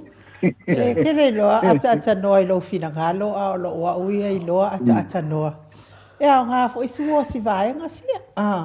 Mawalo leo atu pea le al tangata ia mai le kola. Ia wai ia isi ai ngai to atele le au fai ngā luenga ia isi fo ia ai ngai tau lea ini tangata. Ia e maua mai la le tupele a mai le kola. Ia ona totongi ia i loa leo tangata malo losi fo ia ata noa. Ia e o mai e o e fai le ngā luenga e fai ele maumanga ale ai ngā le ini tangata ata noa. E vakulama le tupe i lea ma lea i pei o le e mo le mata le ngai oi a le au fo ia malo losi le tau le lea. Ia, e ngai oi e fai se maumanga o lea ainga pe a ia pe ngai oi fo e fai se pa moa, fai. E maua uma lava mea uma mama fai a mea uma ata noa i mana o he tangata. Ina ua tele leo lana tupe ata noa pe sa oa ua o la ua fionga i te alala i Samoa. Ia ia skulanga lava nga. Ya ua it is vai ngole o vai nga kodu ia saungo ia o fai ia fu fuanga ale fiona ke kaisi ya ole makua ma ngai ya fu fuanga ole mele ole si mele ole keni ole keni fen kale o kamiki voi e fakua fanga wa ya fakua fanga mai ole ma ngai ole asa kala le ole asa kala ko ngale mo kinga o ni pepe le ole a kausia ia pepe wai ole kele a mengi ia te ia o ki ngā rawa le la ko fu inga uma ia le seringi na e makua i ma ngai am na ko fiel fu ia wa keimi kulele te o keimi hui ole a venga i fo mai ole ronga i fo mai ole avika o kameki i fo mai ole faio la ko kui ma mea uma fa penga ole mea ko e manga o mia na mai ki ngāre sosoani. Mō la ko, ia e whakaungu ia fufuanga ngai mō le saunga le mū ma le fia o ka meki hoi le kuai kongu la kuai.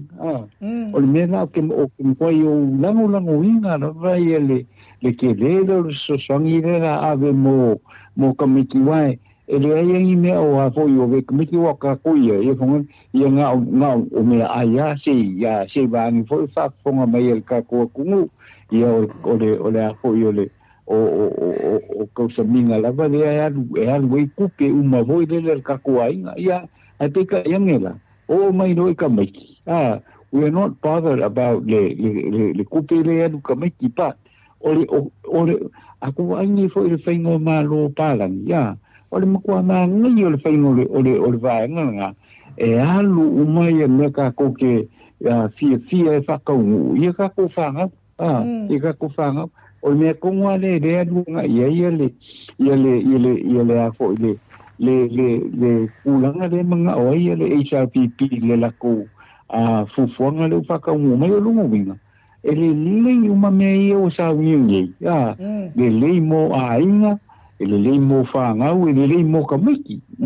lai o le menga le mo ko ia wa ya lo ma fo i me le wa le mo fa ko lu me ya so nga mai ia folanga ale a fo le HRPP o le karpenga o le ko io passa fo uma na vai o passa fo me ka ko e venga se vai nga fo ile e pe o miliona ka la nga mo meo o avoio nga mo meo o mo vao o mo fo o me le nga mo meo wala nga meo vanga ai ke lu fakau a fai lo nga lunga bakulo lo Mexico ke u fa lenga ko foi ko fa nga disken a meia na ia foi le ava kusele ni nga ia sosoangi mo makako me kongula ne ka o sosoangi nga le mo kako me mo miele el kako ma menga lu fainye ele vanga fa pu faire HRPP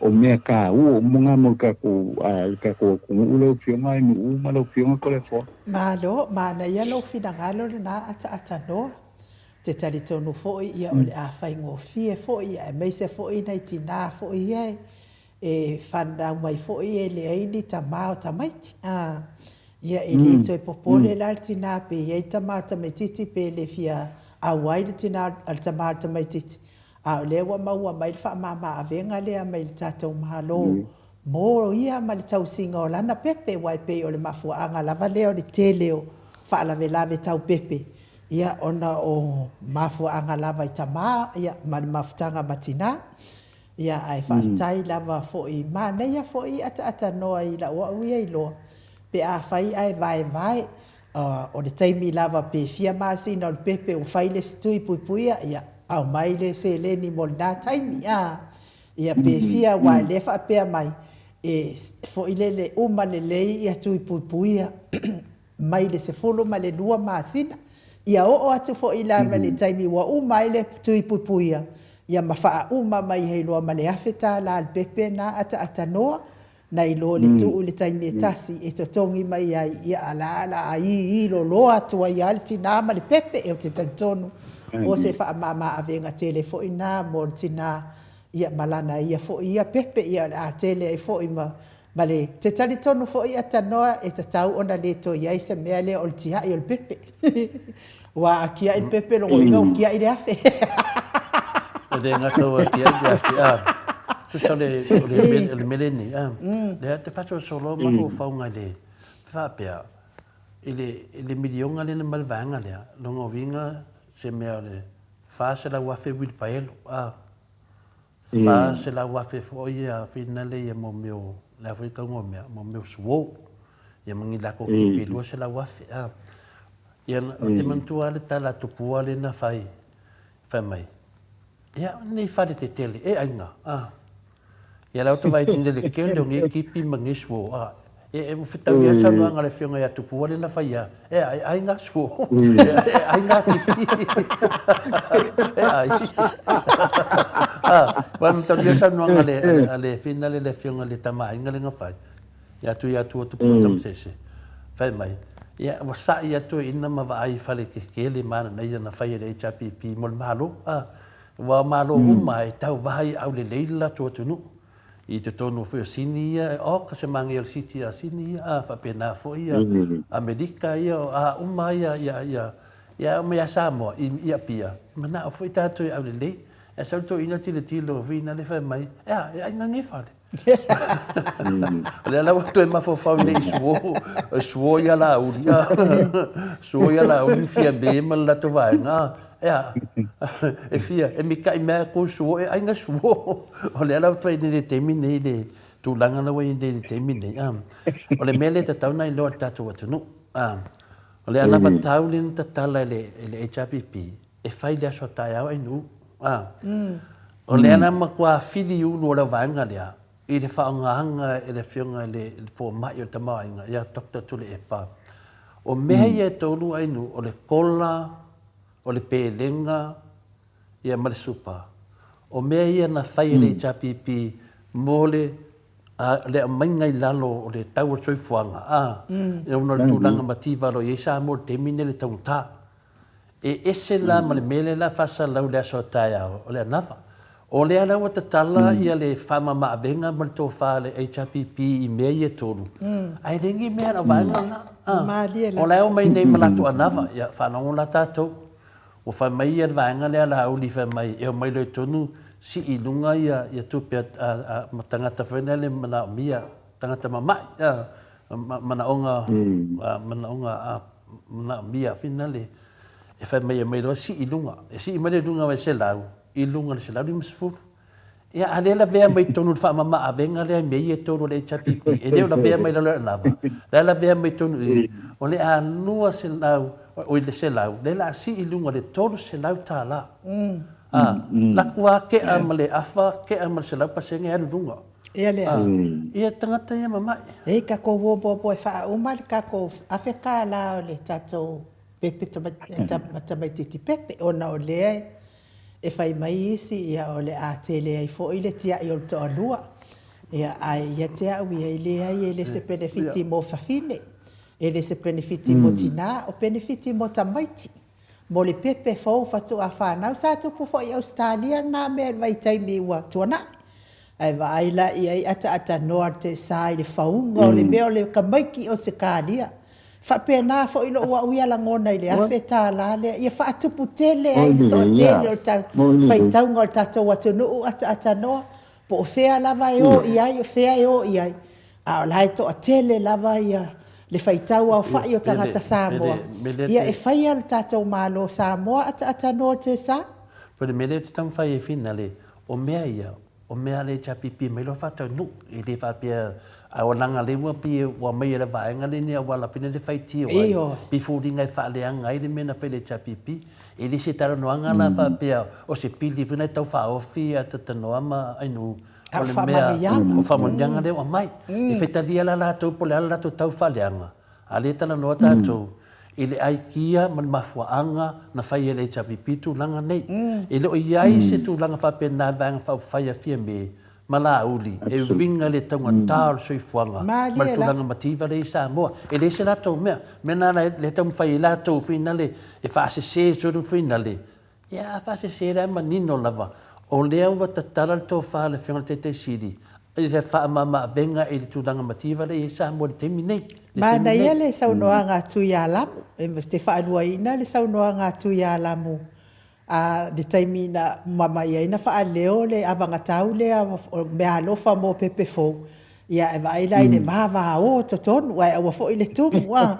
Ia e vai atu, ia wa malingi ia loi mata o si teine le na sawa e a fo i.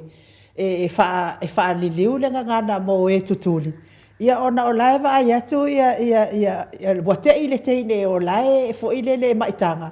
A o leo whaalonga atu, lea whaamanu ia ngai afe mo le pepe fōu. La wa vai atu ia wa solo loi mata la fa whaapea no leo le tala a le afionga i le amomua tu ia atua. Ia ke laki pepe. Ele natena, tata notisa. Langa o mea ia le pasa ma mea ia le suporo fai temine. O le tau fai fina le discrede le mana i o le. Ama tau lio mea nei, ele ni mea whaapea ave tau pasi e mal palemene. O mea nei, le mafua o na ngai le tunu i le HRPP. O na loa i eile tō whata tala le HRPP mō rātou. O mela nei. E ne mawhaina atu te tonu whaapele pa wan mela atu lo whata onu. O alkia na vaenga lea, wa ti ngā le loto. Ina wahae le tō wha le HRPP. Walaunga tasia umatangata o. Ai le ese rātou, o na mai lola i e tamwhai e whaalu le teimi e whata tanu ai. Pe alu i whieta tō tanuanga, e awhi a awhi. E le pa u lano le anu dungu, e awhi a awhi. E awhi le pepe fōu. Mela ne ta tole fasa. O mento me fata tal no, o tal no mai fo to ile le wa matu ai fa tali mo le tunu. A wa fa mo nyanga nei, e le tulanga mativa re ta to temine. Le mtali fo yo to tapta tole e pa mo le HRPP na si tia se sa mo le pule mativa. Ma diela. Ma le lua fe fia, lua fe sulima elena a se ta to mo le tulanga na. O la to ia na ve se sa mo mo tulanga na. Le foi woto yo o tatou wo fai le fasa woto yo o tatou le media le fila to mai le HRPP to e si tia se tatou mo le mena tu mai tatou no le bo sai e sa mo mena na pi a famatala meia no no fala ma fo fai ai kia tangata si so ia to ti ai ya fo to ia o fai a fia me mala u le mangi ka ya fe ave le tunu pe pa pe ya ka dia fo ia tata no po le ala vale tu ai nga pepe pe o le po, pe o le ao, pe ulu e la foi, ia o lea sa la vea la vai tatou malu tai ao, e alofangia uma o tama, e alofangia lava uma i le atua, ia i tu ai ngā tamaiti. Ia mea pau lava me whaataua, o le awhe tāla, e tu ina atu le tina, ia i tausi ai lana pepe, ia mea la lea. Le se mea tatou te popole ai fua. Anga whaapea fo i o le woke koe la ikikia uia koe maua mai ki si pepe i o le ane mea o le a kua i le whaasau o le pepe. O le ai maua tau singa pe i fo i o nei atu nuu ano no fo ai. E maua le plu i le tupe al tamaititi ata noa i ala mea la le whai ai Samoa vi i ale atua. Whaaftai fo i le fionga i tai sili ma le vaenga whaau whai le HRPP o no le a whea o na i pepe fo whatu a whanau mai. I le tufa ina o le tamau aingo pe a whai. Ai toi tūla i mai le tātou HRPP. Ata no te loto le fōle a tātou se e lesim tā up. A tātou te se. Ia, wā leo te ino nei te leola po lea mea vāang whau whai ala mai ofa mai lea tunu.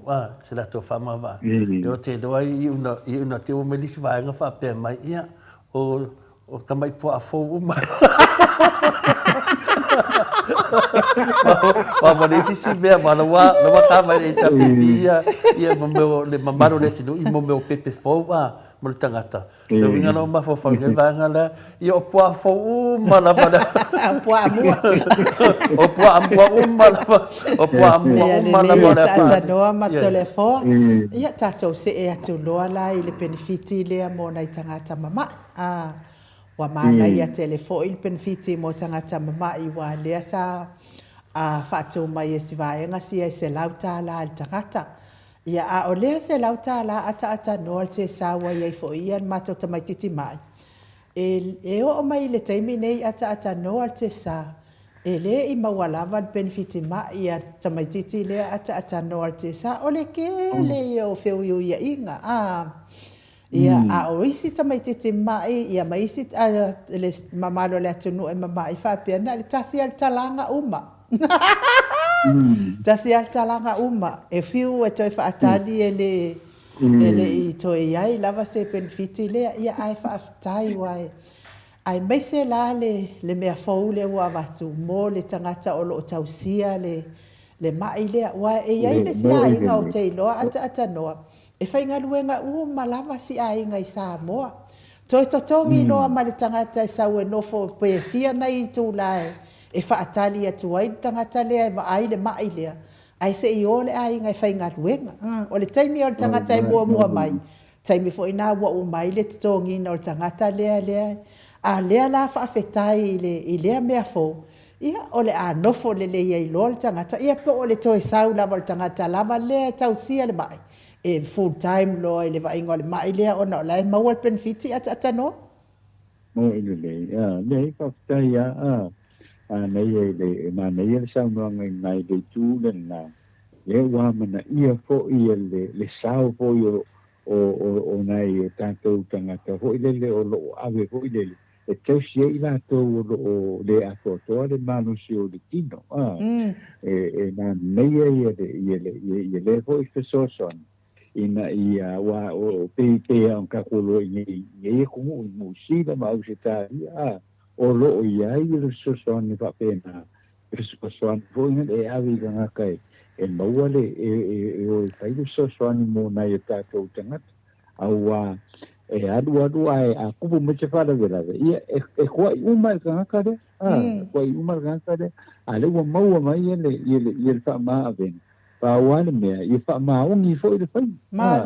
ia ave le tupe fo i le ave mo le tangata rea a fo e full time le tausinga o ngai tangata matutua re tonu o le ai lo me fo i le a mauri rea fo i le selau dimba selau kala la vanga i sukala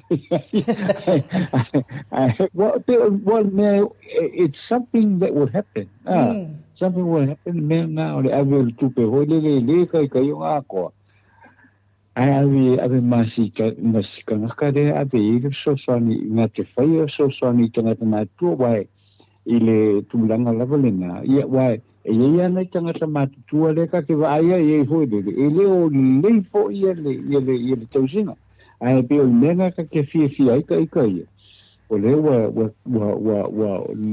la wo i le fiona ya ka tu le pa ia le taulia mai o nai tanga ia fai le tausingo nai tanga ma tutua ia ia awa o le tele isi te mi honu ma tanga matua la e va ai ia pe ia awala no fu ia se me o ave ka le vai pa wale o le mea pa le mea i mola nga aka siala ai ia la ka kilo ka kawanga pe ua tolu i te mi ai hoi e fai il tamo tanga olas ia mele lela ai wan o me kongwa lela ia lela pa kwa fa longo lo kan kale mo wala nga ku pe hoi le e a foi so son i le tausingo na tenga tamatu tuai a ton mo la fa ma o ni ata no te sa ata no dangi ke wa se ka ko wa ele o se tausingo tanga tamatu o le tausingo tanga ngase tangata mapa ya mataulia fo ia ata no ai pe la mo nei atu no tata te New Zealand ma Australia ele ai no fo tangata matua ia se ivangana tangata matua o ngase ia o le benefiti le o tangata ngase le ya le tausia fa mole ata no pio le tunanga le ata no tesa o le afina le tunanga fa pene e fina le pai si sa wai lunga le tol se lautala ai mo le lo se lautala tangata le ai pio le mele te baba ai at finale o te le pia tana noa te le I tūlanga ia wailo o ma le atunu o tūlanga le manu le tāua ma mena a pia tana noa i le whina le ia Dr. Tule Epa le amenga te tātua atunu I le whātulanganga le tātua mālo tāua ia le whinangalo le situ la toa nana tū mai le sinu una a mai ala na saunuanga ia Tule Epa whina le I le mālo mai le pui lana wha mālo o le mea tātou te himi nei, o le moli o le whaamalo, ma le whawhatai le tua. Mea nei, wa o mea nei, e whila whulawha ia whina ngalo po le ala wale mea, o le aunga le whamoe moe, o lea, o le a whula mai. A wa tātou no le nei lewa tu le epa a whula se mea. E tau nu? E tau nu. A matau lia whulto ina na whia whamatalanga lea, mātou I le whia ni whulanga, a tau talanga le venga. A wafu ina e whai al mea ngata le malosi, o tasi na vaenga no te ua ina maa whatatananga ma le whionga te te siri. To le afua, o le tali lea tu le epa, o le a whai le mea ngata ele ma whai. O le mea ngata le ma whai, leo tatu wawa ai te mine ia. Pe ua matua I lei loa e si vaenga whau whai, po le alato mea le a whai. A waha le mea lea o le tolu lewa pa u mai o le pelenga, o le kola ma le supa. E ese lewa ma le anawa tau. Le la tatala tai au tātou le chapipi. Matolia foi o ngaluenga ia le mi fai mai o le amai si I lunga tau. Matolia mena na tangata whinga renga. O le tara noa tu le epa I tangata o Samoa. Mai ia le pepe ma le tangata le whinga renga. Pe te whinga renga, pe te le whinga renga. Pe te ringa o tupe, pe o es fai au po tu langa whapena. E maua lava lau lima se lau tāla. Le mena na e tate whawhetai le tua. Whawhetai le neita I tai. O upuna na mai le whina le tura toa lea. Whawhetai tu le epa. Whawhetai le tua. I longa pātia le whalanga ino oe ma me umanei. O lewa tu e mai sa la whai. E toi whaafoi mai le whawhetai a Dr. Tu le epa ma le tapipi. I le mea leanga na whai e fia me ma la uli ma la to vaenga le whasa I sa la whai. Lewa to e foi mai sa la fai, to e moli mai le whaafitai. Ma tu ati ngai na nei tangate sa vai. Mela ne lewa tatu tara noi mea nei. O mea nei e le whaapea ni mea le avilu masi I pasi mai le fasa, le ai fasa. O le mea lea, to e fia nei masina, to e lua nei masina ma le afa. Fai ngā pālota, fai tau aso e se lau. Ia ona sa pilo le tunu. Ai le fia fai tupe oe, sa lunga le pere tu fai langi tau me o ke le mga oai. Nga wha mauleo lo ngoa apena tupena masistanga tolo mo mia. Awa to te loko leanga. To te loko leanga fo to I ena le mai e whawhetai mai pauna mia mo mia. Ia la ko kala ngoa ko finale ai de kai ato wo o le mera wo I le HRPP te mine. Ia la o fela la kale nifa me o fela ko road show ia e la uli ma la tuanga. Ia enu whawhetai o lo ana manatu iai. Whawhetai la. A tatoa, ia, mawalo wa vanua I te saunoa mai ai tātum tā upule? Malo whaftai, malo whaftai anu, ole tūlanga le, ole mānei, ole fōfuang. Le mai ia ue malo whanu, wale ngo whanu ulongo po ia le fionga ponto, ia. Ole tūlai le pe ama le lusa lau mo na tupu milionga ia waile. Ile a fo ile super I whanau I ro fōu I o whai kula I o lau o kōru a lea e a hoi e amare lua se lau milionga le a hoi le kupe e ruai o le amatanga o mea o le ole tatou whaaloalo I le tunu lea lai māngai lea makai ia le a fo ia I whaalau I longi ia le ale HRPP le wa maka ani ia wa ia malawa ia lungu winga la afa pe e fo I lusa lau milionga ya lua ile a fo ile mele ale lungi ile ko kikia ko le a fo ile imu se lau milionga le nga ile le alu sala wilo ale fasle lo oni ia ila ko fa la wilo fo le alu ile imu se lau me e un se lau milionga ka la alu ile I kupena ia na ka ku ngofolo le compare male makupi alu ia fo I fa so swanga ia fa ka ku fa nga malo i kausanga o mawai ko ka ko ki kilo fa ma fo le ka ko lo ia le ai ke le a foi le feso soangi al malo ai le o ke le se ko pe alu ai pe fia miliona e lo pe ama lu bo fa lo ni ya le fiona ya fonte ni pe ama le lu se la mo ko miliona e a vo ia lu ia na kama mfaulo la i kula i le kai lima se fulu kasi miliona le sa polo Michel Van of le chapipi ia wa ia it's no ai mise comparison o le kulanga ngai lo kulanga ngau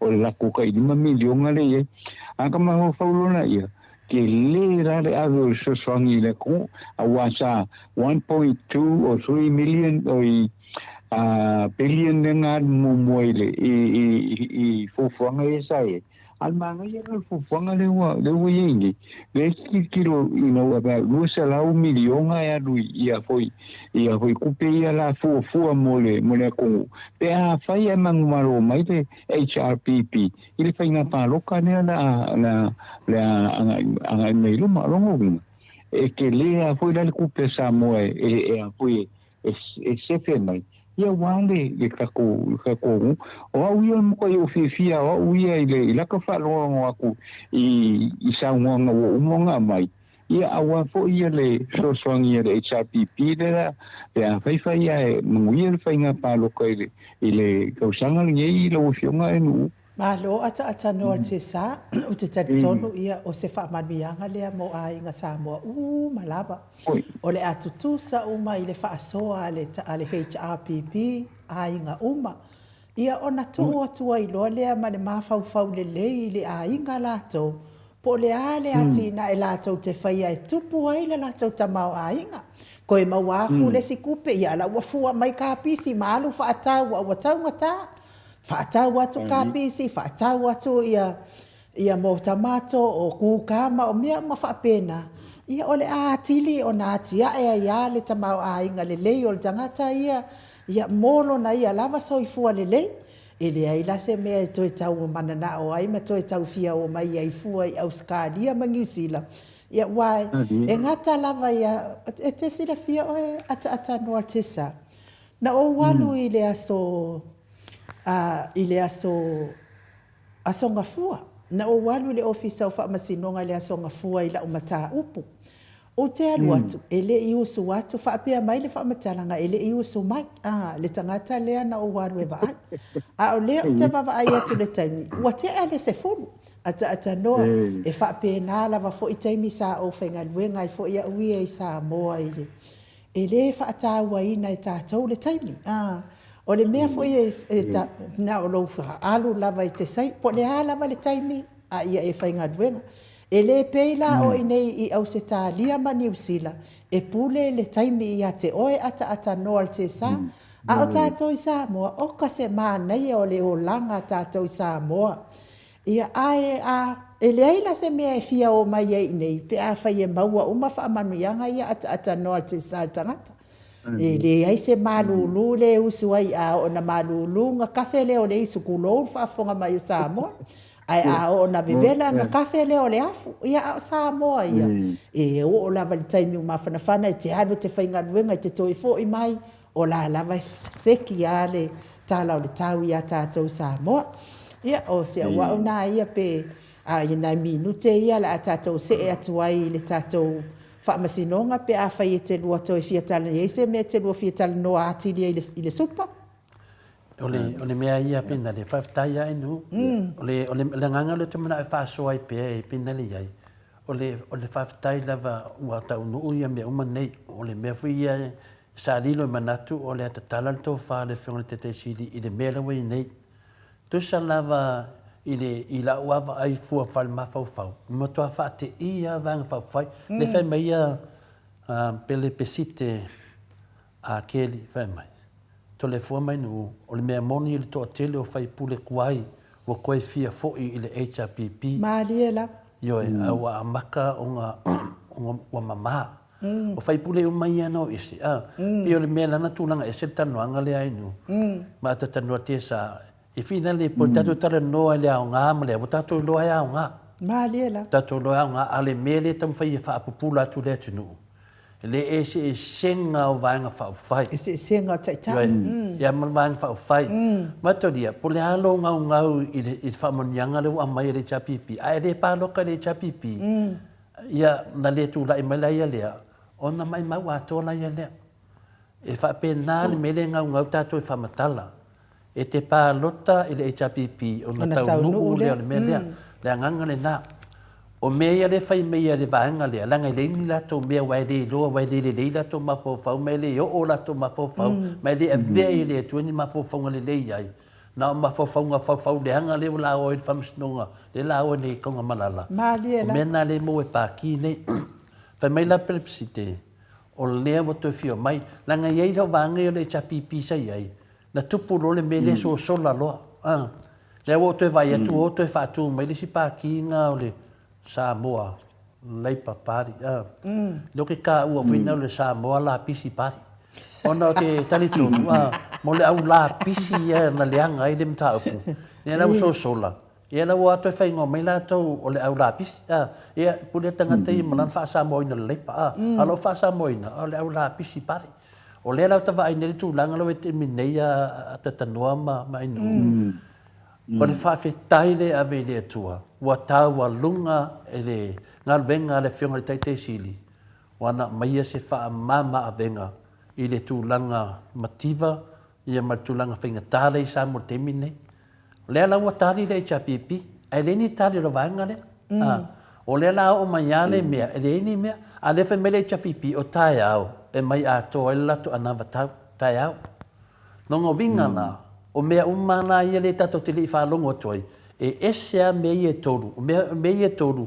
E whaapitoa le taunga tāru soi whanga. Malia la. A o le ati na o le atu nu mo le anga i luma. Le ftoa sau tai au. Le rata sau tai au i polo keki. I a matulanga whapena e me i nina. A on mea ia. Na le tolu lava mena mai le HPP e wha a venga i le atu nu le tulanga mativa ma le whinga tāre i tātou taunga tāru soi whanga. O le lima se lau tā la ata tano te sa, o se tupe te le i aso la pa e le o aso nei. Ai anu sa moa te mi nei, o le mori maua le o se lau tā la, e le vanga e kofu kon whaoloa, e ngani luangi me whaakau e sa umalo se lau tā la. Ai la o e se mamao o le vaai atu le epa. Si ilunga le lima se lau, e lo le leia to ina le taunga tā me le nei. Le ana o whai umma whamonianga nei. O le winga na, so se kei mea karangoa me tangata nei fina le e karangoa mai mea le HPP, whakso le, se le eilo vale, whanongo longo le nei, e mou whai malau kupe, malau ka maha, malau ki ngā, malau kou wainga. E reo whai mea atu le epa whapea na o le HPP, le whai umma mo tangata umma. Au ke le noa na, po le aso mea o whai le tunu. Mena le te mafo foi fa matala tu an ko be fa le tu la ke ia o ke le ko kalai il fa mama venga no mele chapipi tau dia ata noa malau fionga te pa fa sina to le fo na tu malo mai lo le fast la to me mo mua na fai o le si o tatongi o la to wa tatongi ele o tatongi le au fainga luenga po tangata o mal o le au fainga luenga le malo o la to wa tatongi si i mawalunga o la to tatongi o fai pule si i mawalunga tua i matatongi o latou aveta avale o minista. Aveta avale o latou waia whanau ma o latou taito o lua. Wa tau tila sila la ia i le lefe taui na matua na vada au mai ale si tinana ia te au whai mai ia te au. E aua le toi ta ua ia si inga o tatongi o aveta avale e wa whai wa makua i fo i le ua pisa ole atu nu le lefe taui. Ai mese nai whai a onga ma nai fo mai. Ua maua nunu ngātu o lato i tatongi o nei aveta avale nai lo le tauti ngā o whaia o ngā mafo mai ata noa te sa. Nā fo i te sila fia ata noa sa e whainga duenga i sa mo. A o le tūlanga la lewa o mai nei. Lea la wa o mai lo la le i apipi e tufal tupe. A watu whaamama a venga mo le mamalo le atunu. A o lea fo i wa o kau kakala o whea tupe a mai e whai ai. A vai, a kou le i loa le mea maua mai ere kupe. whaonga mai mapungi, ma whaakari se ia o na tau lai mai le HRPP, ia na tau tilo le mea mai ia le HRPP le tupe, e tu whamatau lia fo i o le miliona le sa tau fola ina le fasa, e le ungi kupe fo i le fasa, o kupe le malo, lea na te tongi ai le miliona lea, ia, le hala le mea le a koe, va o, ai koke le wha maongi le mamado le atunu una tau fola miliona, ai tau o, ave ia, ia fai mai le silo makuanga ia kia malesi koe inga. Ia a se sapelu maka muku fo ise i maua mai se isua ai vao lo makua. Ia mai whaafonga la o i ata noa i le vava o. Ia le whapea mai sa boa o le aku whanga ia. Dau si da fia o le na mai la o ka whanga mai o sawa o le amakua sa la launga.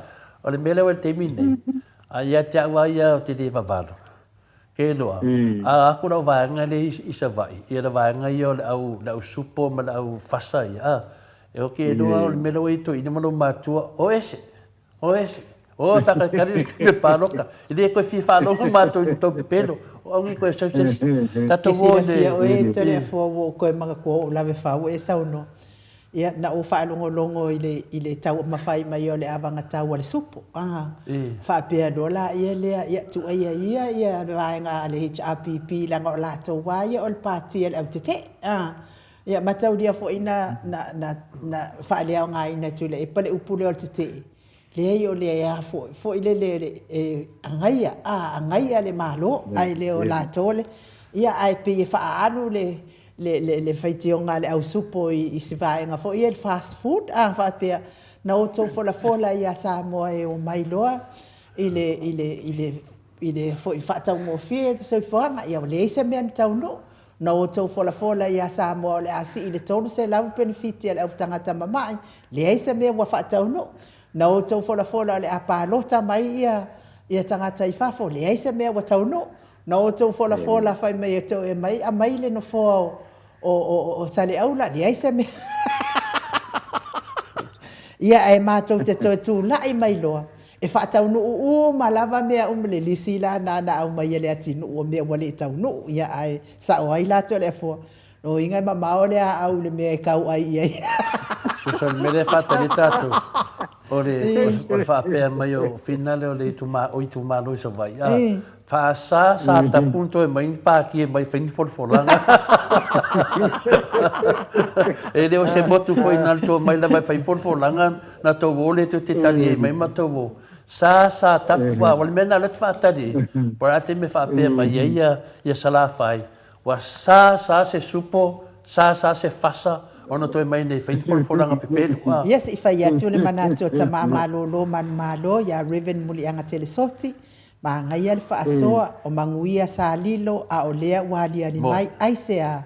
Le anga le pāki e karikongu i le akua i yanga whaamanguyanga a wā o le atua e tawhe mai ai manuia lea tātou te manuia ai vi ia le atua tai ata. Na le pauwhare pāki o whai wha koe whaafo i ko upua kuspa i. Ai ata noa ia tanuai ona o le tātou. Le te whiatare noa matu mene manua le unsai ai nu. Le tātou whamisnonga le whai wau nei. Salo nei lea e finale fai ele mo le finale le susuenga ia pole moli mau nei pole moli mau le uso finale le fiunga ia tupola al tan nei fai ai ia pela nei fu e moli mau ele hero tatu pokalame ia le fitalenga ia le pule mataulia la mo le malama anga de mele tupune tatu famisinonga ia le taimi nei o whanongolongo atu i tangata nei male ia ili situ sitala na o whaasai tono le whamisnonga. Ona o le meoli o tana pepelo whafo ma le whamisnonga. Ia o le aso lasa a mai ele lapta inga le tamaita i whina le akalasa. Whanua noa le loto le leri poti o tala sao. O le tala se le wa mai nei. Le wala to menita la i whai mai wa o whaalea ngaina ia le whamisnonga ma o whaalea ngaina fo ia i le moli maua mari.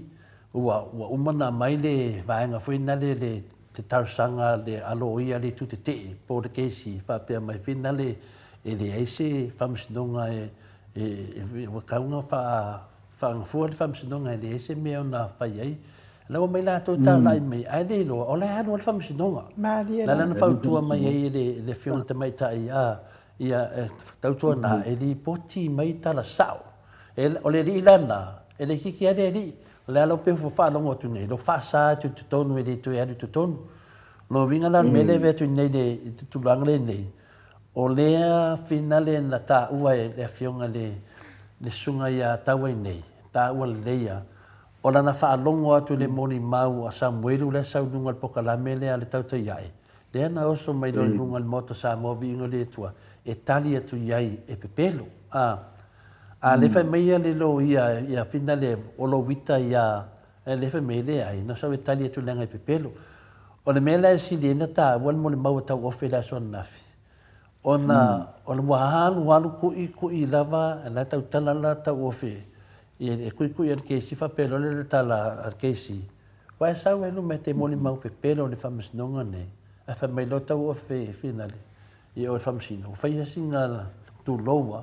Wa whaia singa mafa. Kusto si se whaupunga. Wa whaia singa le mafo whau ar keisi. O le la tato wawa ai nei me uma nei. Ia o le ala watu tamasa sa o te tonu e tutu finale e whamatala la mea nei. I le ala whanonga mar keisi.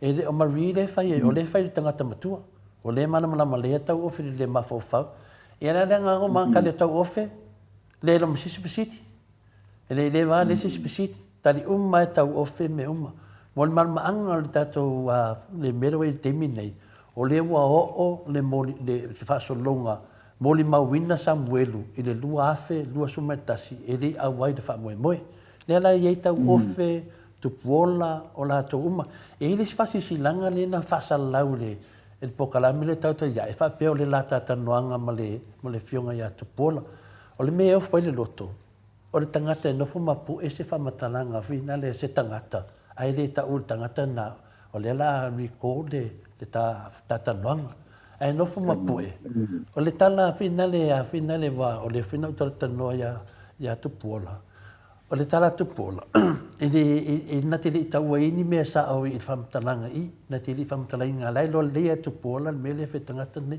o lea la ua whamatala e tu pola i tu tonu o pepa o whamisinonga a vi eila na tau talanga me uma lai whai el susuenga a lea o nofo tangata ne ma whai me la lea a whai e moni mea la wari ia i olo e avel whamisinonga olo e avel whamisinonga wau i e mua ria o e lo whai el tūlanga nga ma tau le foi tole a fo le tato tala no mua ai le mea na le wato la langa mai le mea ai lau mei le mala o le ana fa apea na no fo mapui na no fo lola ia le ma fa vave tau talanga kipi esel tau talanga na o iai ai a mai le mea fo ile le fenane tato tala no fa pipi iai le na ma fo ina ika ia po le alme wale ta uma mai ai lana tau talanga na fai a wata mai na ole mea le fe tau me le tau fai atu ai no la me wale o e avel whamisnonga wa e batu na whamisnonga i lau tato lo ale me e finale iai mo tangata whapene o le ana ua nei fai me tu langa na a ana nafila sa tau lana olo malmena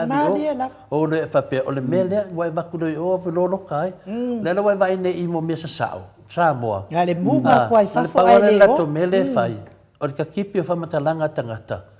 Ia ono mai lola ia lea. Ale mele fai e wha saan tu la whono inu. Malia la. E saan e kango e pu e se finale se tautalanga sesi. E te nufu matau ia le la pu e le lua. O le mea fwoi nā le o atuai ia mai le ma ka i whaua kulo wa a le whasa le pe a fiola ua fionga i Samoa. Wala a ua koe loka lo. O le mea o le a loka i fua.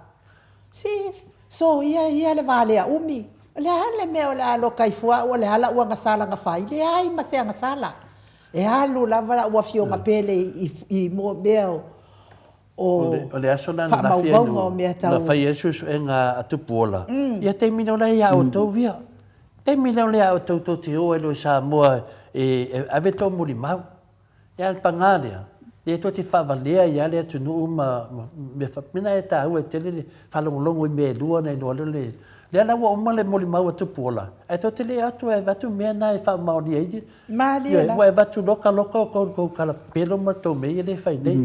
O le si mea whina le tā ua e whamsinonga le le la o ne mo mau le fionga le ya la pule o le la to te tua ia o le mana ia le mene ne la fa solo tu tangata e fa matala ke si nei e le va le fo nei fa na ngala ye le va le fo nei fa na e longa winga to te manatu to te mai e fina le faida me pi la tau vale ai le tu wa to ma leo me la le me ia pe pelo le fasa ma me le tau vale ai le tu nu o le ala mai nei tangata si dia tu nana malo lo si la to moni mau e ka ui ke si nei o le van ka penga ko pa ko fo in mento mai ai e le mo tato wa vai nei le tu nu e mo ngata le ma fo fa i tupu mai e le tu nu ma fa me fa matalanga fa pena e fa tai fo i fa msino na lava no sai awa ka nga fa e le ai ki de fa pena e fa nga tangata le tu nu ne o le ngo fu ma pelo le fe li un wa fa msino tala na ta wo fe na fa e le o e se fa msino o ena facilitari atu.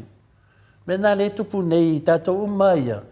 Se tā te whaftai atu le pala le whailonga lang. Se o tangata umanei, pawale mea i sauni. Sauni uma o tō ia tō hopoka lame ia. Sauni mo le teime atu a ia whina le umai whamisnonga. Sauni teime umai whamisnonga. O nā e te tau ena watu o tō. Kua kou lianga tele. Mana ia o tala na ata noa mo tatou mo le tatou whamasinonga o lo whanga solo nei ata noa o lo wai ai fo ile mea ua tupu i le tatou whainga le stala mo le pālota ata noa sa o whaanongo ai fo i a o un sau whai whaatali taimi o mai ate au le wala au e pue o tamtama pue le uata ma whailonga o tamtama i lima ata noa o lea ua whaailoa mai ua maua i Samoa ua iei le tangata o e tasi le pepa whanau a ua whao ngā whaalua. O lea fo i ua lipotia mai fo i Samoa ia tātou ia tunu unei. Ia ua lua se fulu le stala a e tasi lava le tangata. Matau lia ata noa te sa o le mea lea sa wha i tete lava ia i mea lea o le whao ngā le pālota atu i whafo i nei.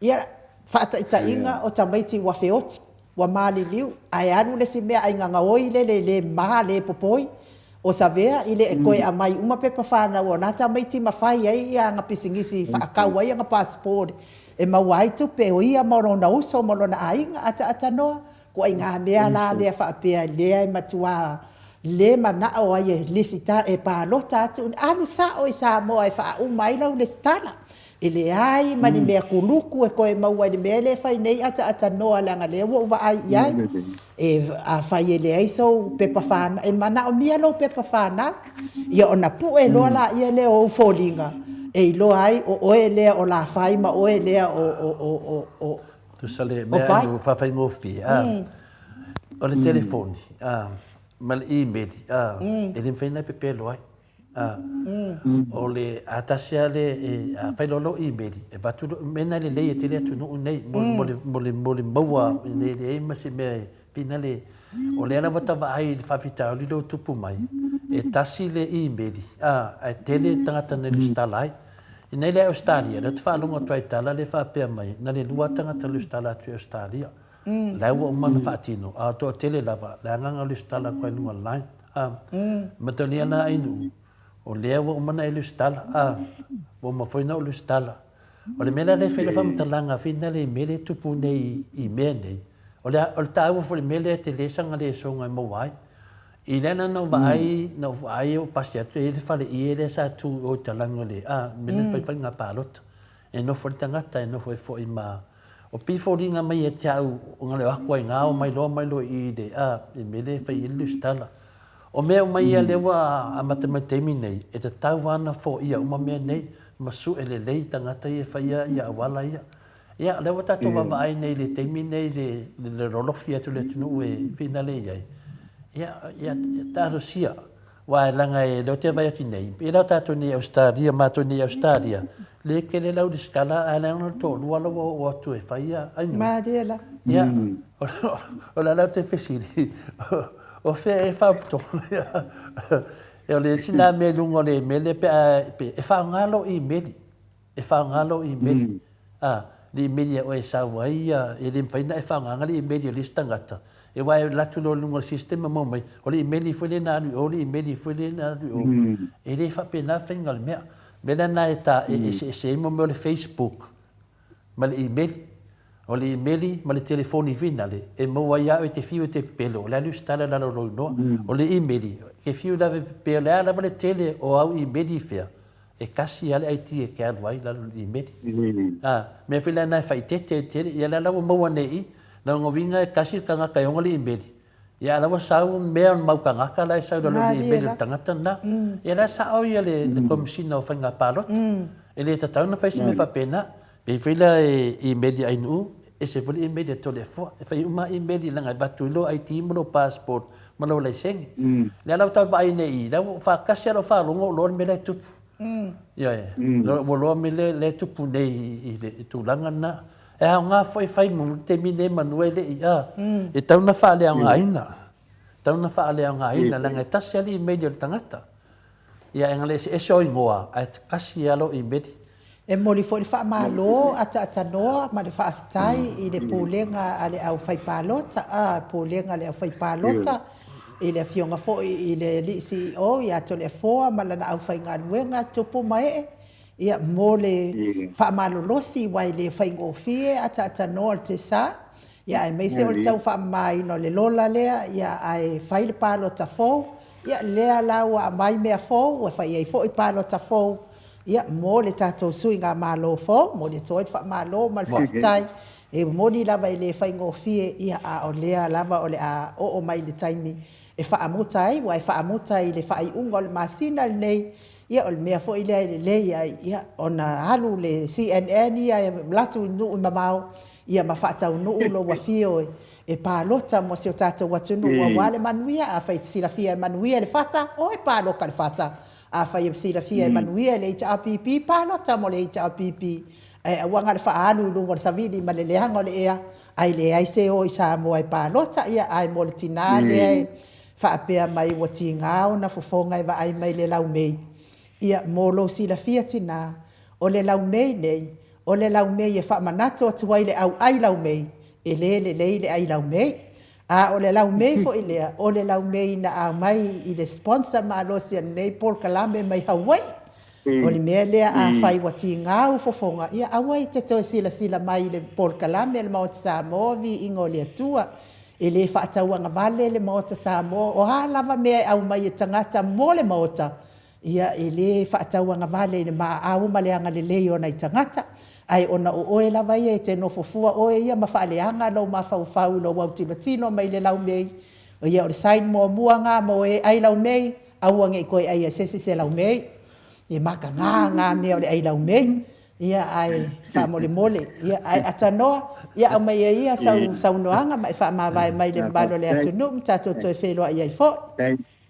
Kai lava, ia ka kai e nuu.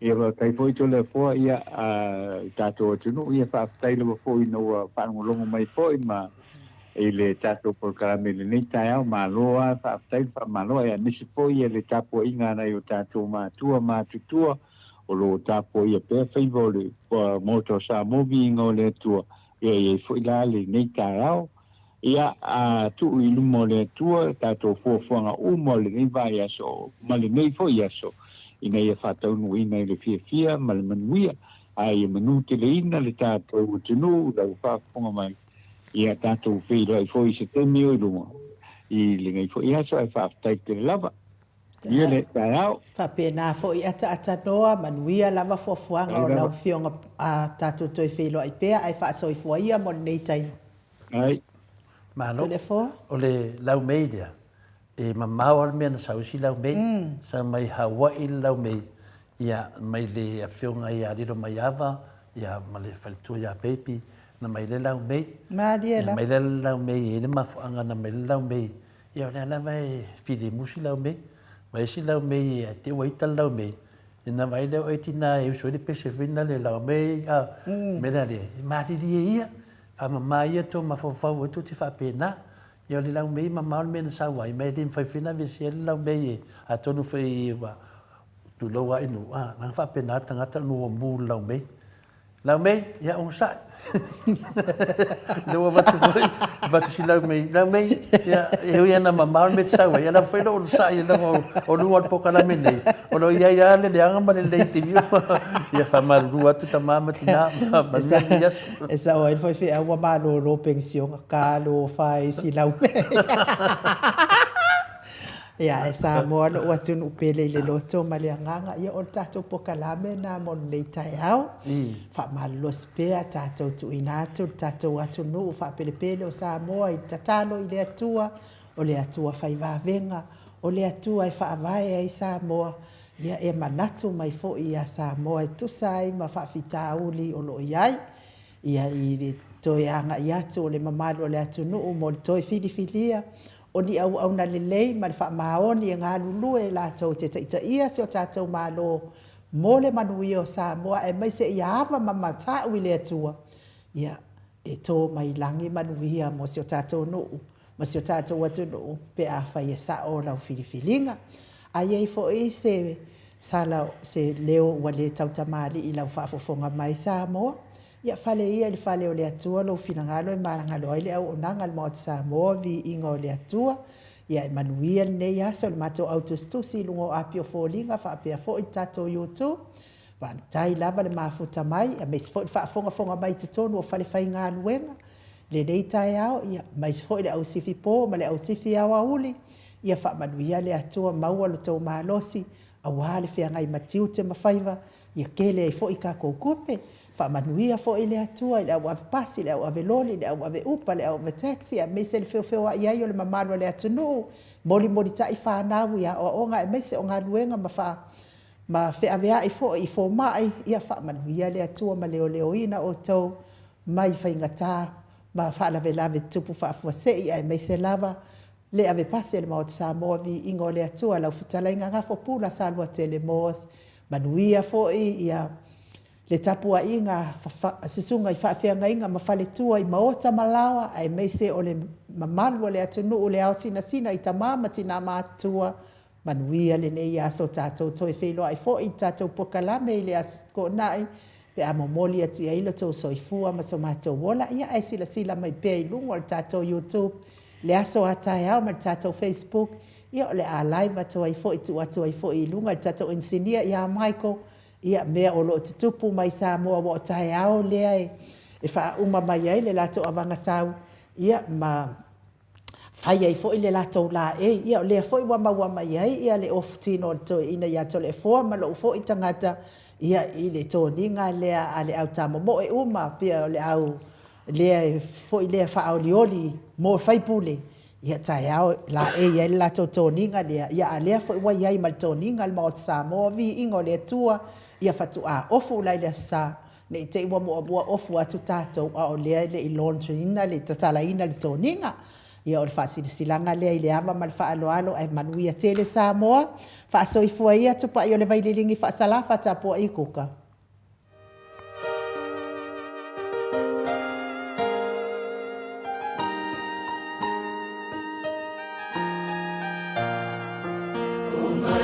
so